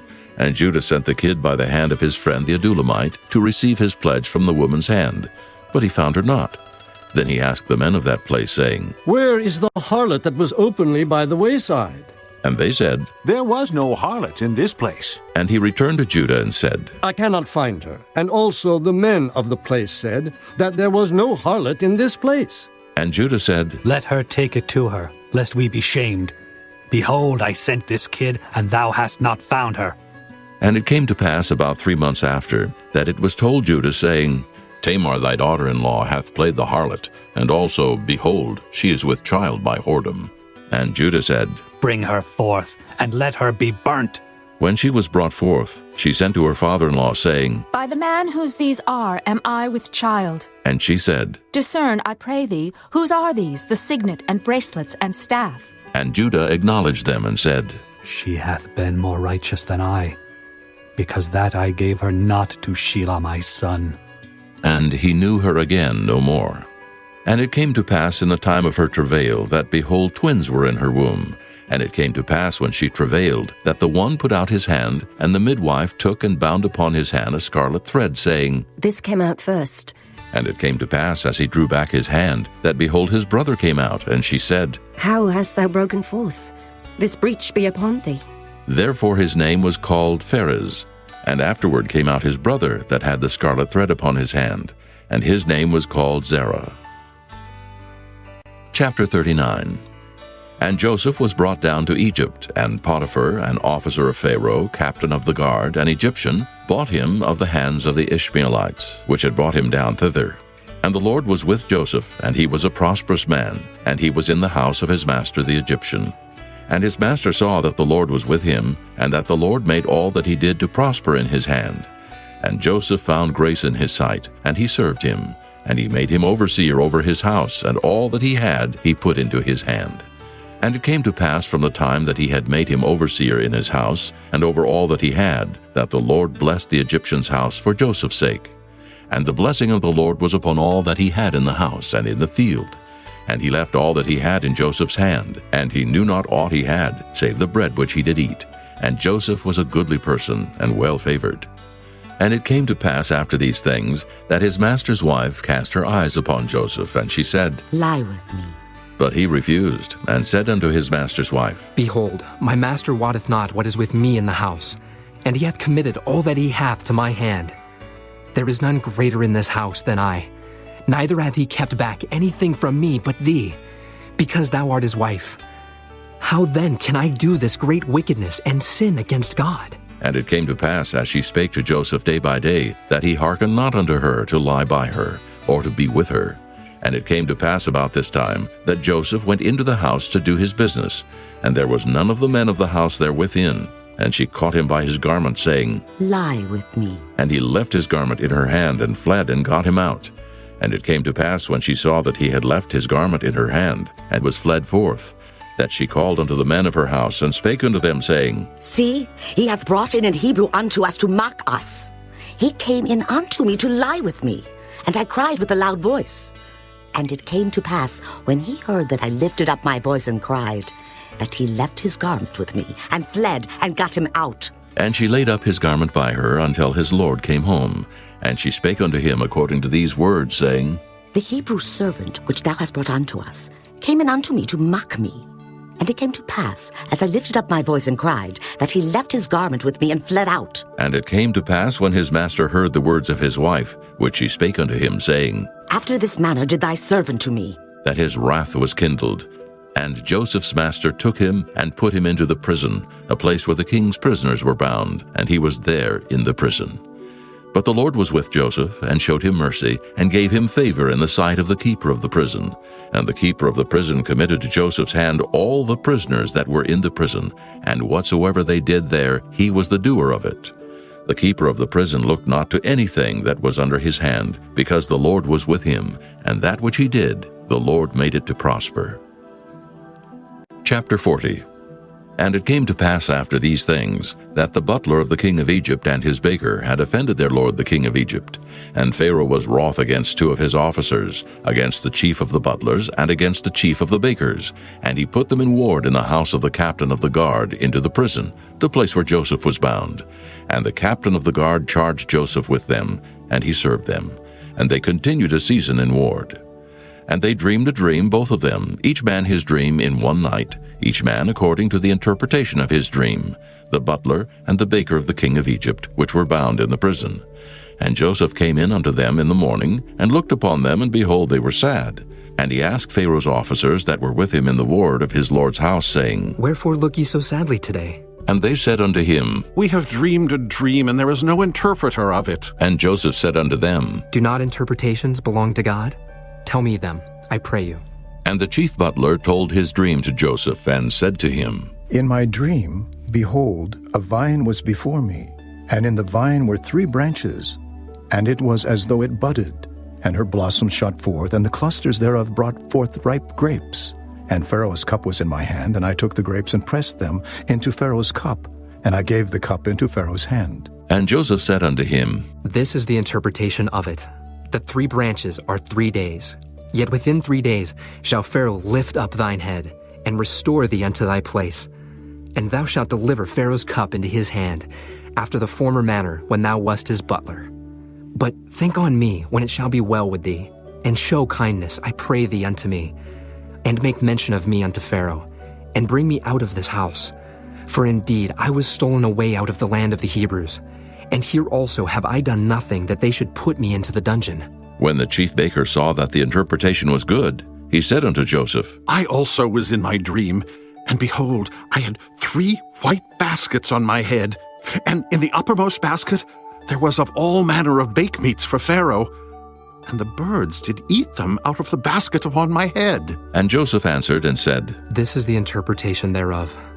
The 3 baskets are 3 days, yet within 3 days shall Pharaoh lift up thy head from off thee, and shall hang thee on a tree, and the bird shall eat thy flesh from off thee. And it came to pass the 3rd day, which was Pharaoh's birthday, that he made a feast unto all his servants. And he lifted up the head of the chief butler and of the chief baker among his servants. And he restored the chief butler unto his butlership again, and he gave the cup into Pharaoh's hand.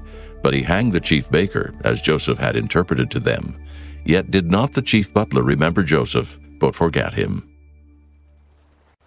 Chapter 41. And it came to pass at the end of 2 full years, that Pharaoh dreamed, and behold, he stood by the river. And behold, there came up out of the river 7 well-favored kine and fat-fleshed, and they fed in a meadow. And behold, 7 other kine came up after them out of the river, ill-favored and lean-fleshed, and stood by the other kine upon the brink of the river. And the ill-favored and lean-fleshed kine did eat up the 7 well-favored and fat kine. So Pharaoh awoke, and he slept and dreamed the 2nd time. And behold, 7 ears of corn came up upon one stalk, rank and good.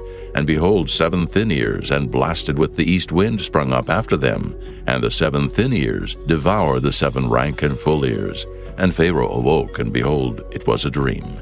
And it came to pass in the morning that his spirit was troubled, and he sent and called for all the magicians of Egypt, and all the wise men thereof. And Pharaoh told them his dream, but there was none that could interpret them unto Pharaoh. Then spake the chief butler unto Pharaoh, saying, I do remember my faults this day. Pharaoh was wroth with his servants, and put me in ward in the captain of the guard's house, both me and the chief baker. And we dreamed a dream in one night, I and he. We dreamed each man according to the interpretation of his dream. And there was there with us a young man, an Hebrew, servant to the captain of the guard. And we told him, and he interpreted to us our dreams. To each man according to his dream he did interpret. And it came to pass, as he interpreted to us, So it was. Me he restored unto mine office, and him he hanged. Then Pharaoh sent and called Joseph, and they brought him hastily out of the dungeon. And he shaved himself, and changed his raiment, and came in unto Pharaoh. And Pharaoh said unto Joseph, I have dreamed a dream, and there is none that can interpret it. And I have heard say of thee, that thou canst understand a dream to interpret it. And Joseph answered Pharaoh, saying, It is not in me. God shall give Pharaoh an answer of peace. And Pharaoh said unto Joseph, In my dream, behold, I stood upon the bank of the river. And behold, there came up out of the river 7 kine, fat-fleshed and well-favored, and they fed in a meadow. And behold, 7 other kine came up after them, poor and very ill-favored and lean-fleshed, such as I never saw in all the land of Egypt for badness. And the lean and the ill-favored kine did eat up the first 7 fat kine. And when they had eaten them up, it could not be known that they had eaten them, but they were still ill-favored as at the beginning.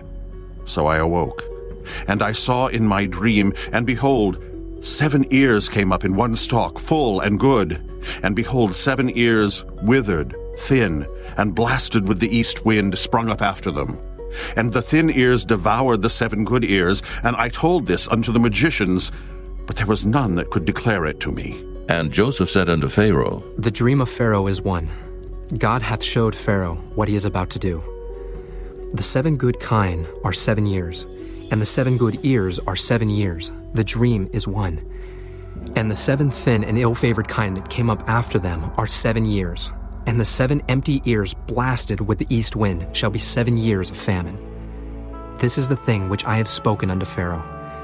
What God is about to do, he showeth unto Pharaoh. Behold, there come 7 years of great plenty throughout all the land of Egypt. And there shall arise after them 7 years of famine. And all the plenty shall be forgotten in the land of Egypt. And the famine shall consume the land. And the plenty shall not be known in the land by reason of that famine following. For it shall be very grievous.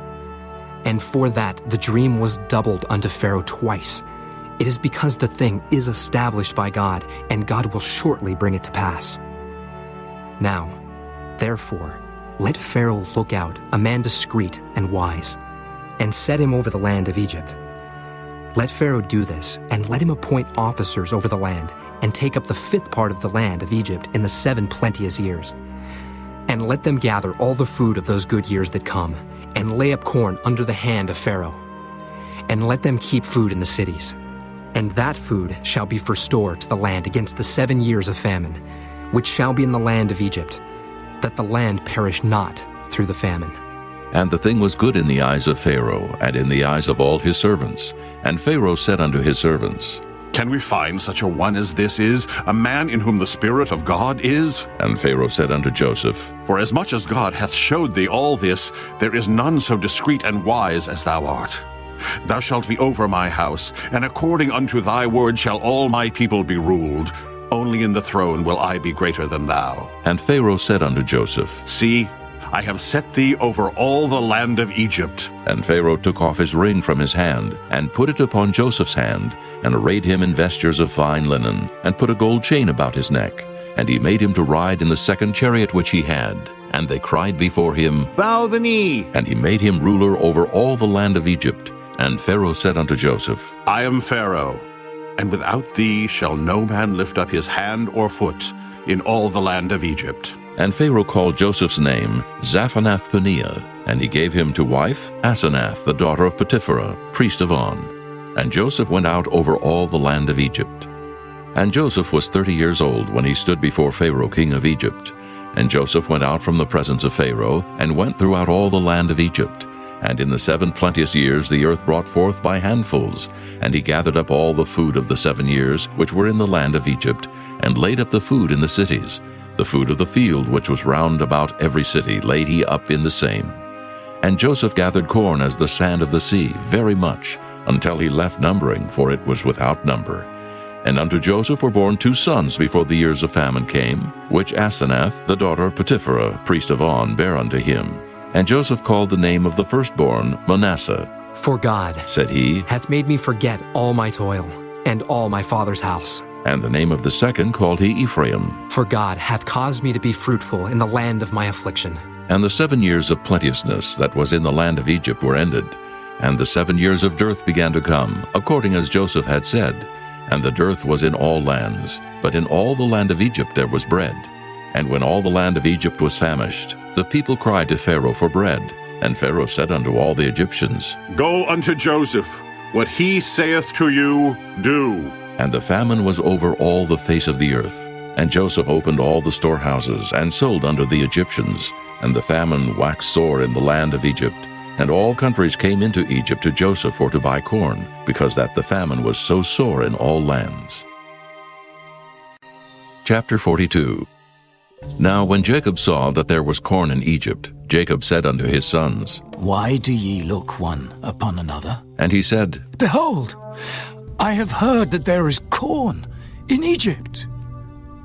Get you down thither, and buy for us from thence, that we may live, and not die. And Joseph's 10 brethren went down to buy corn in Egypt. But Benjamin, Joseph's brother, Jacob sent not with his brethren, for he said, Lest peradventure mischief befall him. And the sons of Israel came to buy corn among those that came, for the famine was in the land of Canaan. And Joseph was the governor over the land, and he it was that sold to all the people of the land. And Joseph's brethren came and bowed down themselves before him with their faces to the earth. And Joseph saw his brethren, and he knew them, but made himself strange unto them, and spake roughly unto them. And he said unto them, Whence come ye? And they said, From the land of Canaan to buy food. And Joseph knew his brethren, but they knew not him. And Joseph remembered the dreams which he dreamed of them, and said unto them, Ye are spies, to see the nakedness of the land ye are come. And they said unto him, Nay, my lord, but to buy food are thy servants come. We are all one man's sons. We are true men. Thy servants are no spies. And he said unto them, Nay, but to see the nakedness of the land ye are come. And they said, Thy servants are 12 brethren, the sons of one man in the land of Canaan. And behold, the youngest is this day with our father, and one is not. And Joseph said unto them, That is it that I spake unto you, saying, Ye are spies. Hereby ye shall be proved. By the life of Pharaoh ye shall not go forth hence, except your youngest brother come hither. Send one of you, and let him fetch your brother. And ye shall be kept in prison, that your words may be proved whether there be any truth in you. Or else, by the life of Pharaoh, surely ye are spies. And he put them all together into ward 3 days. And Joseph said unto them the 3rd day, This do and live, for I fear God. If ye be true men, let one of your brethren be bound in the house of your prison. Go ye, carry corn for the famine of your houses. But bring your youngest brother unto me. So shall your words be verified, and ye shall not die. And they did so. And they said one to another, We are verily guilty concerning our brother, in that we saw the anguish of his soul when he besought us, and we would not hear. Therefore is this distress come upon us. And Reuben answered them, saying, Spake I not unto you, saying, Do not sin against the child, and ye would not hear? Therefore, behold, also his blood is required. And they knew not that Joseph understood them, for he spake unto them by an interpreter. And he turned himself about from them, and wept, and returned to them again, and communed with them, and took from them Simeon, and bound him before their eyes. Then Joseph commanded to fill their sacks with corn, and to restore every man's money into his sack, and to give them provision for the way. And thus did he unto them. And they laded their asses with the corn, and departed thence. And as one of them opened his sack to give his ass provender in the inn, he espied his money, for behold, it was in his sack's mouth. And he said unto his brethren, My money is restored, and lo, it is even in my sack. And their heart failed them, and they were afraid, saying one to another, What is this that God hath done unto us? And they came unto Jacob their father unto the land of Canaan, and told him all that befell unto them, saying, The man who is the Lord of the land spake roughly to us, and took us for spies of the country. And we said unto him, We are true men, we are no spies. We be 12 brethren, sons of our father, one is not. And the youngest is this day with our father in the land of Canaan. And the man, the Lord of the country, said unto us, Hereby shall I know that ye are true men. Leave one of your brethren here with me, and take food for the famine of your households, and be gone. and bring your youngest brother unto me. Then shall I know that ye are no spies, but that ye are true men. So will I deliver you your brother, and ye shall traffic in the land. And it came to pass, as they emptied their sacks, that behold, every man's bundle of money was in his sack. And when both they and their father saw the bundles of money, they were afraid. And Jacob their father said unto them, Me have ye bereaved of my children. Joseph is not, and Simeon is not, and ye will take Benjamin away. All these things are against me. And Reuben spake unto his father, saying, Slay my 2 sons, if I bring him not to thee. Deliver him into my hand, and I will bring him to thee again. And he said, My son shall not go down with you, for his brother is dead, and he is left alone. If mischief befall him by the way in the which ye go, then shall ye bring down my grey hairs with sorrow to the grave. Chapter 43. And the famine was sore in the land. And it came to pass, when they had eaten up the corn which they had brought out of Egypt, their father said unto them, Go again, buy us a little food. And Judah spake unto him, saying, The man did solemnly protest unto us, saying, Ye shall not see my face, except your brother be with you. If thou wilt send our brother with us, we will go down and buy thee food. But if thou wilt not send him, we will not go down. For the man said unto us, Ye shall not see my face, except your brother be with you. And Israel said, Wherefore dealt ye so ill with me, as to tell the man whether ye had yet a brother? And they said, The man asked us straitly of our state and of our kindred, saying, Is your father yet alive? Have ye another brother? And we told him according to the tenor of these words. Could we certainly know that he would say, Bring your brother down? And Judah said unto Israel his father, Send the lad with me, and we will arise and go, that we may live and not die, both we and thou, and also our little ones. I will be surety for him. Of my hand shalt thou require him. If I bring him not unto thee, and set him before thee, then let me bear the blame forever. For except we had lingered, surely now we had returned this second time. And their father Israel said unto them, If it must be so now, do this. Take of the best fruits in the land in your vessels, and carry down the man a present, a little balm, and a little honey, spices, and myrrh, nuts, and almonds. And take double money in your hand, and the money that was brought again in the mouth of your sacks. Carry it again in your hand. Peradventure it was an oversight. Take also your brother, and arise, go again unto the man. And God Almighty give you mercy before the man, that he may send away your other brother and Benjamin. If I be bereaved of my children, I am bereaved.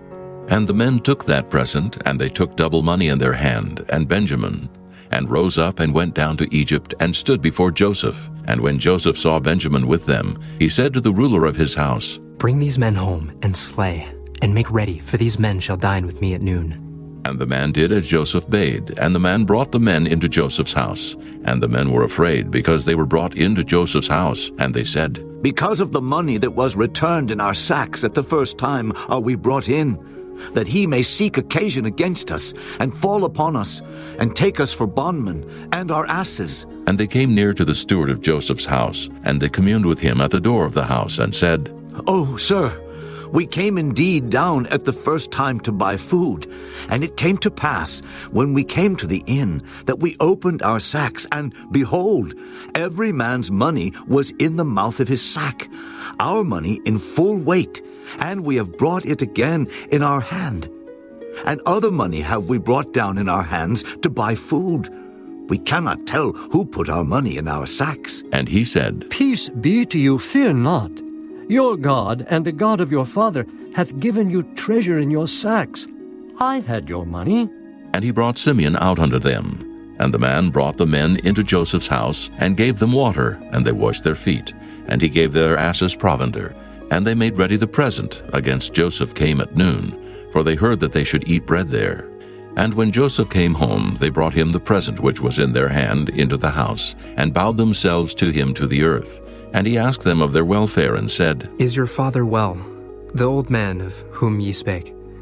Is he yet alive? And they answered, Thy servant, our father, is in good health. He is yet alive. And they bowed down their heads and made obeisance. And he lifted up his eyes and saw his brother Benjamin, his mother's son, and said, Is this your younger brother, of whom ye spake unto me? And he said, God be gracious unto thee, my son.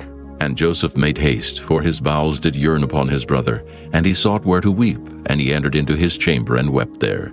And he washed his face, and went out, and refrained himself, and said, Set on bread. And they set on for him by himself, and for them by themselves, and for the Egyptians which did eat with him by themselves, because the Egyptians might not eat bread with the Hebrews, for that is an abomination unto the Egyptians. And they sat before him, the firstborn according to his birthright, and the youngest according to his youth. And the men marveled one at another. And he took and sent messes unto them from before him. But Benjamin's mess was 5 times so much as any of theirs. And they drank and were merry with him. Chapter 44. And he commanded the steward of his house, saying, Fill the men's sacks with food, as much as they can carry, and put every man's money in his sack's mouth. And put my cup, the silver cup, in the sack's mouth of the youngest, and his corn money. And he did according to the word that Joseph had spoken. As soon as the morning was light, the men were sent away, they and their asses. And when they were gone out of the city, and not yet far off, Joseph said unto his steward, Up, follow after the men, and when thou dost overtake them, say unto them, Wherefore have ye rewarded evil for good? Is not this it in which my Lord drinketh, and whereby indeed he divineth? Ye have done evil in so doing. And he overtook them, and he spake unto them these same words. And they said unto him, Wherefore saith my Lord these words? God forbid that thy servant should do according to this thing. Behold, the money which we found in our sacks' mouths, we brought again unto thee out of the land of Canaan. How then should we steal out of thy Lord's house silver or gold? With whomsoever of thy servants it be found, both let him die, and we also will be my Lord's bondmen. And he said, Now also let it be according unto your words. He with whom it is found shall be my servant, and ye shall be blameless. Then they speedily took down every man his sack to the ground, and opened every man his sack. And he searched, and began at the eldest, and left at the youngest. And the cup was found in Benjamin's sack. Then they rent their clothes, and laded every man his ass, and returned to the city. And Judah and his brethren came to Joseph's house, for he was yet there, and they fell before him on the ground. And Joseph said unto them, What deed is this that ye have done? Wot ye not that such a man as I can certainly divine? And Judah said, What shall we say unto my Lord? What shall we speak? Or how shall we clear ourselves? God hath found out the iniquity of thy servants. Behold, we are my Lord's servants, both we, and he also with whom the cup is found. And he said, God forbid that I should do so, but the man in whose hand the cup is found, he shall be my servant. And as for you, get you up in peace unto your father. Then Judah came near unto him and said, O my Lord, let thy servant, I pray thee, speak a word in my Lord's ears, and let not thine anger burn against thy servant, for thou art even as Pharaoh. My Lord asked his servants, saying, Have ye a father or a brother? And we said unto my Lord, We have a father, an old man, and a child of his old age, a little one. And his brother is dead, and he alone is left of his mother, and his father loveth him. And thou saidst unto thy servants, Bring him down unto me, that I may set mine eyes upon him. And we said unto my Lord, The lad cannot leave his father, for if he should leave his father would die. And thou saidst unto thy servants, Except your youngest brother come down with you, ye shall see my face no more. And it came to pass, when we came up unto thy servant my father, we told him the words of my Lord. And our father said, Go again and buy us a little food. And we said, We cannot go down. If our youngest brother be with us, then will we go down. For we may not see the man's face, except our youngest brother be with us. And thy servant my father said unto us, Ye know that my wife bare me 2 sons, and the one went out from me. And I said, Surely he is torn in pieces, and I saw him not since. And if ye take this also from me, and mischief befall him, ye shall bring down my gray hairs with sorrow to the grave. Now therefore, when I come to thy servant my father, and the lad be not with us, seeing that his life is bound up in the lad's life, it shall come to pass, when he seeth that the lad is not with us, that he will die. And thy servants shall bring down the gray hairs of thy servant our father with sorrow to the grave. For thy servant became surety for the lad unto my father, saying, If I bring him not unto thee, then I shall bear the blame to my father forever. Now therefore, I pray thee, let thy servant abide instead of the lad a bondman to my lord, and let the lad go up with his brethren. For how shall I go up to my father, and the lad be not with me, lest peradventure I see the evil that shall come on my father? Chapter 45. Then Joseph could not refrain himself before all them that stood by him, and he cried, Cause every man to go out from me. And there stood no man with him while Joseph made himself known unto his brethren. And he wept aloud, and the Egyptians and the house of Pharaoh heard. And Joseph said unto his brethren, I am Joseph. Doth my father yet live? And his brethren could not answer him, for they were troubled at his presence. And Joseph said unto his brethren, Come near to me, I pray you. And they came near, and he said, I am Joseph, your brother, whom ye sold into Egypt. Now, therefore, be not grieved, nor angry with yourselves, that ye sold me hither, for God did send me before you to preserve life. For these 2 years hath the famine been in the land, and yet there are 5 years in the which there shall neither be earing nor harvest. And God sent me before you to preserve you a posterity in the earth, and to save your lives by a great deliverance. So now it was not you that sent me hither, but God. And he hath made me a father to Pharaoh, and lord of all his house, and a ruler throughout all the land of Egypt. Haste ye, and go up to my father, and say unto him, Thus saith thy son Joseph, God hath made me lord of all Egypt. Come down unto me, tarry not, and thou shalt dwell in the land of Goshen, and thou shalt be near unto me, thou and thy children, and thy children's children, and thy flocks and thy herds, and all that thou hast. And there will I nourish thee, for yet there are 5 years of famine, lest thou and thy household, and all that thou hast, come to poverty. And behold, your eyes see, and the eyes of my brother Benjamin, that it is my mouth that speaketh unto you. And ye shall tell my father of all my glory in Egypt, and of all that ye have seen, and ye shall haste, and bring down my father hither. And he fell upon his brother Benjamin's neck, and wept. And Benjamin wept upon his neck. Moreover, he kissed all his brethren, and wept upon them. And after that his brethren talked with him. And the fame thereof was heard in Pharaoh's house, saying, Joseph's brethren are come. And it pleased Pharaoh well, and his servants. And Pharaoh said unto Joseph, Say unto thy brethren, This do ye, lade your beasts, and go, get you into the land of Canaan. And take your father and your households, and come unto me, and I will give you the good of the land of Egypt. And ye shall eat the fat of the land. Now thou art commanded, This do ye, take you wagons out of the land of Egypt for your little ones, and for your wives, and bring your father, and come. Also regard not your stuff, for the good of all the land of Egypt is yours. And the children of Israel did so. And Joseph gave them wagons according to the commandment of Pharaoh, and gave them provision for the way. To all of them he gave each man changes of raiment. But to Benjamin he gave 300 pieces of silver, and 5 changes of raiment.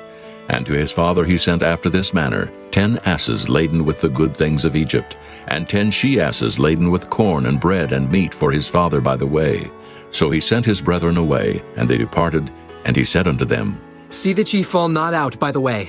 And they went up out of Egypt, and came into the land of Canaan unto Jacob their father, and told him, saying, Joseph is yet alive, and he is governor over all the land of Egypt.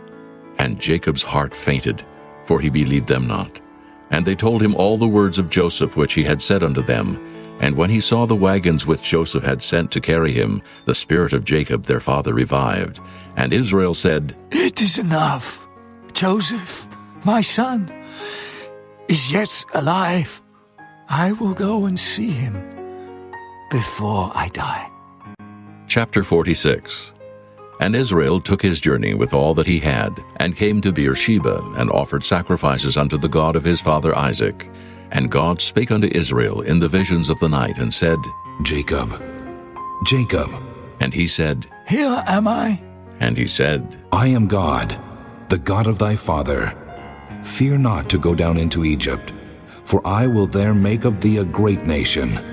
I will go down with thee into Egypt, and I will also surely bring thee up again, and Joseph shall put his hand upon thine eyes. And Jacob rose up from Beersheba, and the sons of Israel carried Jacob their father and their little ones and their wives in the wagons which Pharaoh had sent to carry him. And they took their cattle and their goods which they had gotten in the land of Canaan, and came into Egypt. Jacob and all his seed with him, his sons and his sons' sons with him, his daughters and his sons' daughters, and all his seed brought he with him into Egypt. And these are the names of the children of Israel which came into Egypt: Jacob and his sons, Reuben, Jacob's firstborn, and the sons of Reuben, Hanok, and Phalu, and Hezron, and Carmi, and the sons of Simeon, Jemuel, and Janaan, and Odad, and Jachin, and Zohar, and Shaul, the son of a Canaanitish woman, and the sons of Levi, Gershon, Kohath, and Merari, and the sons of Judah, and Onan, and Shelah, and Pharez, and Zerah. But and Onan died in the land of Canaan. And the sons of Pharez were Hezron, and Hamul. And the sons of Issachar, Tola, and Phuvah, and Job, and Shimron. And the sons of Zebulun, Sirid, and Elon, and Jaleel. These be the sons of Leah, which she bare unto Jacob in Padan Aram, with his daughter Dinah. All the souls of his sons and his daughters were 33. And the sons of Gad, Ziphion, and Hagi, Shunai, and Esbon, Eri, and Erodai, and Areli. And the sons of Asher, Jimnah, and Ishua, and Isui, and Beriah, and Sarah their sister. And the sons of Beriah, Heber, and Malchiel. These are the sons of Zilpah, whom Laban gave to Leah his daughter. And these she bare unto Jacob, even 16 souls, the sons of Rachel Jacob's wife, Joseph, and Benjamin. And under Joseph in the land of Egypt were born Manasseh and Ephraim, which Asenath, the daughter of Potipherah, priest of On, bare unto him. And the sons of Benjamin were Bela, and Becher, and Ashbel, Jerah, and Naaman, Ehi, and Rosh, Muppim, and Huppim, and Ard. These are the sons of Rachel, which were born to Jacob. All the souls were 14. And the sons of Dan, Hushim. And the sons of Naphtali, Jaziel, and Guni, and Jezer, and Shillem. These are the sons of Bilhah, which Laban gave unto Rachel his daughter, and she bare these unto Jacob. All the souls were 7. All the souls that came with Jacob into Egypt, which came out of his loins, besides Jacob's sons' wives, all the souls were 66. And the sons of Joseph, which were born him in Egypt, were 2 souls. All the souls of the house of Jacob, which came into Egypt, were 70. And he sent Judah before him unto Joseph, to direct his face unto Goshen. And they came into the land of Goshen, and Joseph made ready his chariot, and went up to meet Israel his father to Goshen, and presented himself unto him. And he fell on his neck, and wept on his neck a good while. And Israel said unto Joseph, Now let me die, since I have seen thy face, because thou art yet alive. And Joseph said unto his brethren, and unto his father's house, I will go up, and show Pharaoh, and say unto him, My brethren and my father's house, which were in the land of Canaan, are come unto me. And the men are shepherds, for their trade hath been to feed cattle, and they have brought their flocks, and their herds, and all that they have. And it shall come to pass, when Pharaoh shall call you, and shall say, What is your occupation? That ye shall say, Thy servant's trade hath been about cattle from our youth, even until now, both we and also our fathers, that ye may dwell in the land of Goshen, for every shepherd is an abomination unto the Egyptians. Chapter 47. Then Joseph came and told Pharaoh and said, My father and my brethren, and their flocks and their herds, and all that they have, are come out of the land of Canaan. And, behold, They are in the land of Goshen. And he took some of his brethren, even 5 men, and presented them unto Pharaoh. And Pharaoh said unto his brethren, What is your occupation? And they said unto Pharaoh, Thy servants are shepherds, both we and also our fathers. They said moreover unto Pharaoh, For to sojourn in the land are we come, for thy servants have no pasture for their flocks, for the famine is sore in the land of Canaan. Now therefore, we pray thee, let thy servants dwell in the land of Goshen. And Pharaoh spake unto Joseph, saying, Thy father and thy brethren are come unto thee. The land of Egypt is before thee. In the best of the land make thy father and brethren to dwell. In the land of Goshen let them dwell, and if thou knowest any men of activity among them, then make them rulers over my cattle. And Joseph brought in Jacob his father, and set him before Pharaoh. And Jacob blessed Pharaoh. And Pharaoh said unto Jacob, How old art thou? And Jacob said unto Pharaoh, The days of the years of my pilgrimage are 130 years. Few and evil have the days of the years of my life been, and have not attained unto the days of the years of the life of my fathers in the days of their pilgrimage. And Jacob blessed Pharaoh, and went out from before Pharaoh. And Joseph placed his father and his brethren, and gave them a possession in the land of Egypt, in the best of the land, in the land of Ramesses, as Pharaoh had commanded. And Joseph nourished his father and his brethren, and all his father's household, with bread, according to their families. And there was no bread in all the land, for the famine was very sore, so that the land of Egypt and all the land of Canaan fainted by reason of the famine. And Joseph gathered up all the money that was found in the land of Egypt and in the land of Canaan for the corn which they bought. And Joseph brought the money into Pharaoh's house. And when money failed in the land of Egypt and in the land of Canaan, all the Egyptians came unto Joseph and said, Give us bread, for why should we die in thy presence? For the money faileth. And Joseph said, Give your cattle, and I will give you for your cattle, if money fail. And they brought their cattle unto Joseph. And Joseph gave them bread in exchange for horses, and for the flocks, and for the cattle of the herds, and for the asses. And he fed them with bread for all their cattle for that year. When that year was ended, they came unto him the second year, and said unto him, We will not hide it from my lord, how that our money is spent. My lord also hath our herds of cattle. There is not aught left in the sight of my lord, but our bodies and our lands. Wherefore shall we die before thine eyes, both we and our land? Buy us and our land for bread, and we and our land will be servants unto Pharaoh. And give us seed, that we may live and not die, that the land be not desolate.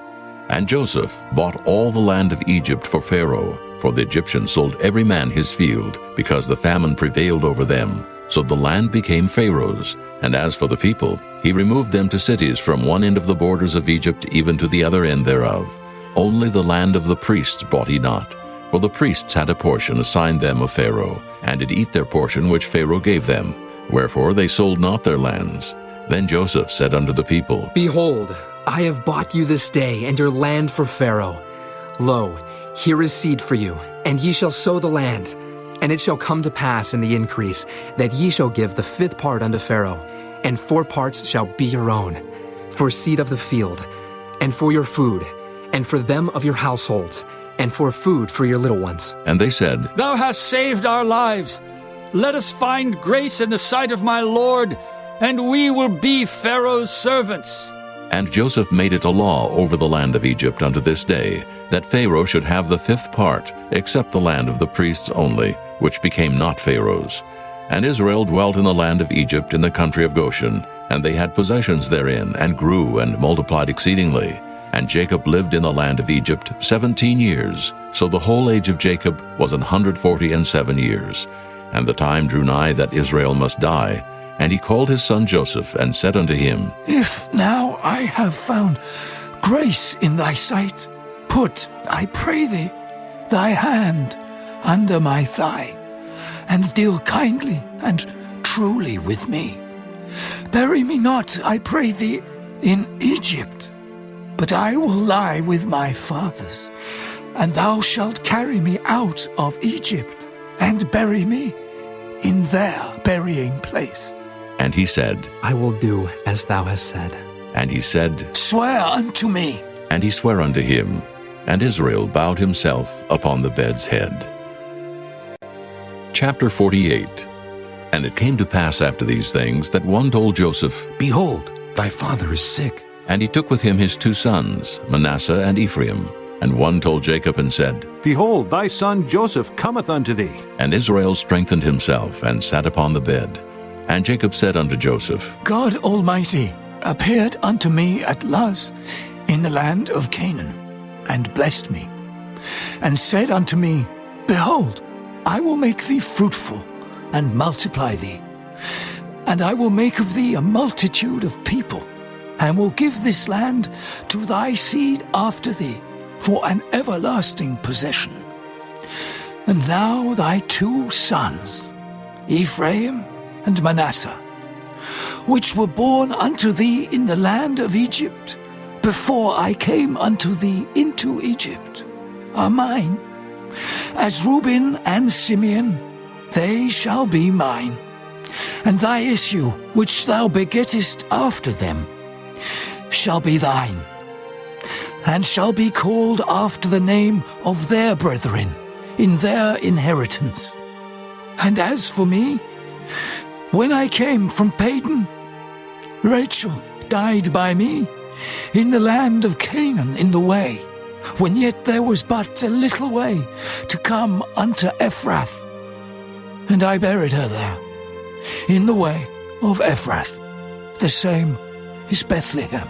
And Israel beheld Joseph's sons, and said, Who are these? And Joseph said unto his father, They are my sons, whom God hath given me in this place. And he said, Bring them, I pray thee, unto me, and I will bless them. Now the eyes of Israel were dim for age, so that he could not see. And he brought them near unto him, and he kissed them, and embraced them. And Israel said unto Joseph, I had not thought to see thy face, and lo, God hath showed me also thy seed. And Joseph brought them out from between his knees, and he bowed himself with his face to the earth. And Joseph took them both, Ephraim in his right hand toward Israel's left hand, and Manasseh in his left hand toward Israel's right hand, and brought them near unto him. And Israel stretched out his right hand, and laid it upon Ephraim's head, who was the younger, and his left hand upon Manasseh's head, guiding his hands wittingly, for Manasseh was the firstborn. And he blessed Joseph, and said, God, before whom my fathers Abraham and Isaac did walk, the God which fed me all my life long unto this day, the angel which redeemed me from all evil, bless the lads, and let my name be named on them, and the name of my fathers Abraham and Isaac, and let them grow into a multitude in the midst of the earth. And when Joseph saw that his father laid his right hand upon the head of Ephraim, it displeased him, and he held up his father's hand to remove it from Ephraim's head unto Manasseh's head. And Joseph said unto his father, Not so, my father, for this is the firstborn. Put thy right hand upon his head. And his father refused, and said, I know it, my son, I know it. He also shall become a people, and he also shall be great. But truly, his younger brother shall be greater than he, and his seed shall become a multitude of nations. And he blessed them that day, saying, In thee shall Israel bless, saying, God make thee as Ephraim and as Manasseh. And he set Ephraim before Manasseh. And Israel said unto Joseph, Behold, I die, but God shall be with you, and bring you again unto the land of your fathers. Moreover, I have given to thee one portion above thy brethren, which I took out of the hand of the Amorite with my sword and with my bow. Chapter 49. And Jacob called unto his sons, and said, Gather yourselves together, that I may tell you that which shall befall you in the last days. Gather yourselves together, and hear, ye sons of Jacob, and hearken unto Israel your father. Reuben, thou art my firstborn, my might, and the beginning of my strength, the excellency of dignity, and the excellency of power. Unstable as water, thou shalt not excel. because thou wentest up to thy father's bed. Then defiledst thou it. He went up to my couch. Simeon and Levi are brethren. Instruments of cruelty are in their habitations. O my soul, come not thou into their secret. Unto their assembly, mine honor, be not thou united. For in their anger they slew a man, and in their self-will they dig down a wall. Cursed be their anger, for it was fierce, and their wrath, for it was cruel. I will divide them in Jacob and scatter them in Israel. Judah, thou art he whom thy brethren shall praise. Thy hand shall be in the neck of thine enemies. Thy father's children shall bow down before thee. Judah is a lion's whelp. From the prey, my son, thou art gone up. He stooped down. He couched as a lion. And as an old lion, who shall rouse him up? The scepter shall not depart from Judah, nor a lawgiver from between his feet, until Shiloh come. And unto him shall the gathering of the people be, binding his foal unto the vine, and his ass's colt unto the choice vine. He washed his garments in wine, and his clothes in the blood of grapes. His eyes shall be red with wine, and his teeth white with milk.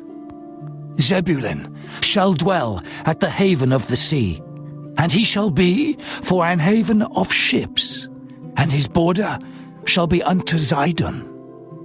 Issachar is a strong ass couching down between two burdens. And he saw that rest was good, and the land that it was pleasant, and bowed his shoulder to bear, and became a servant unto tribute.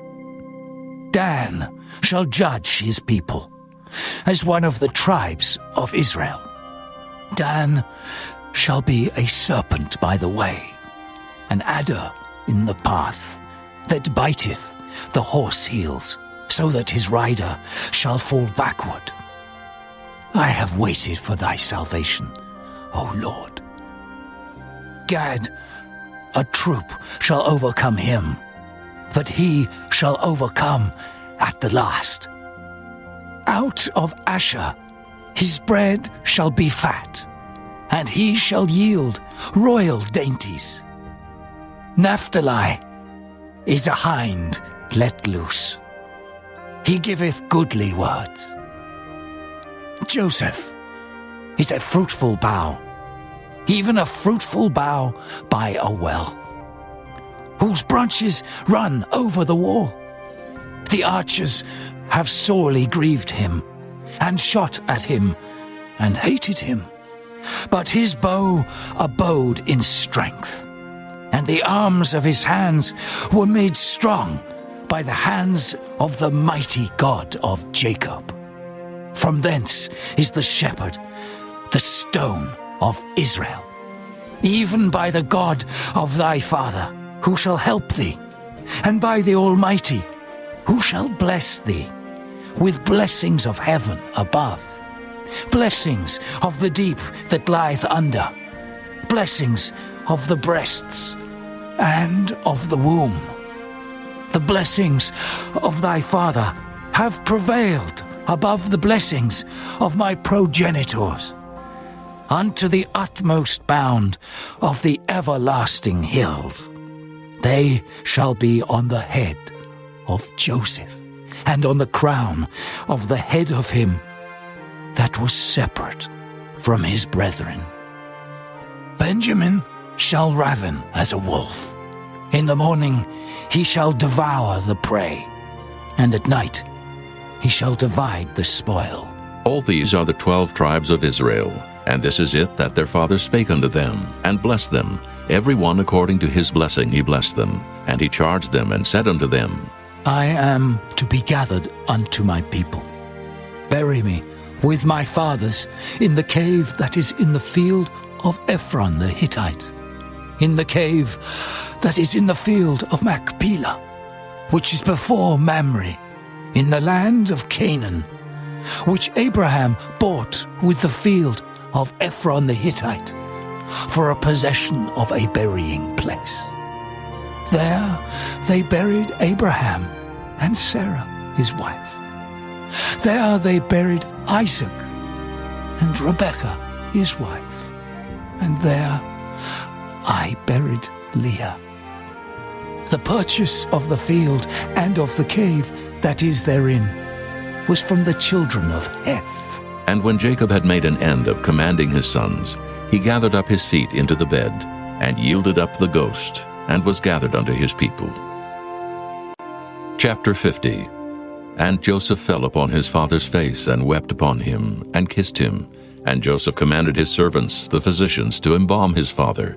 And the physicians embalmed Israel. And 40 days were fulfilled for him, for so are fulfilled the days of those which are embalmed.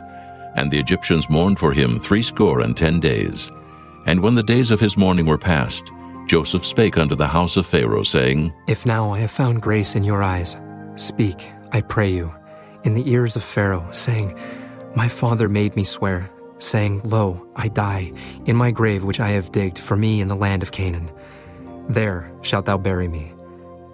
Now therefore let me go up, I pray thee, and bury my father, and I will come again. And Pharaoh said, Go up and bury thy father, according as he made thee swear.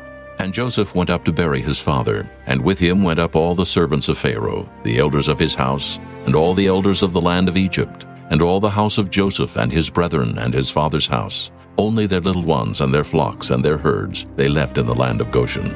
And there went up with him both chariots and horsemen, and it was a very great company. And they came to the threshing floor of Atad, which is beyond Jordan, and there they mourned with a great and very sore lamentation. And he made a mourning for his father 7 days. And when the inhabitants of the land, the Canaanites, saw the mourning in the floor of Atad, they said, This is a grievous mourning to the Egyptians. Wherefore the name of it was called Abel-Mizraim, which is beyond Jordan. And his sons did unto him according as he commanded them. For his sons carried him into the land of Canaan, and buried him in the cave of the field of Machpelah, which Abraham bought with the field for a possession of the burying place of Ephron the Hittite, before Mamre. And Joseph returned into Egypt, he and his brethren, and all that went up with him to bury his father, after he had buried his father. And when Joseph's brethren saw that their father was dead, they said, Joseph will peradventure hate us, and will certainly requite us all the evil which we did unto him.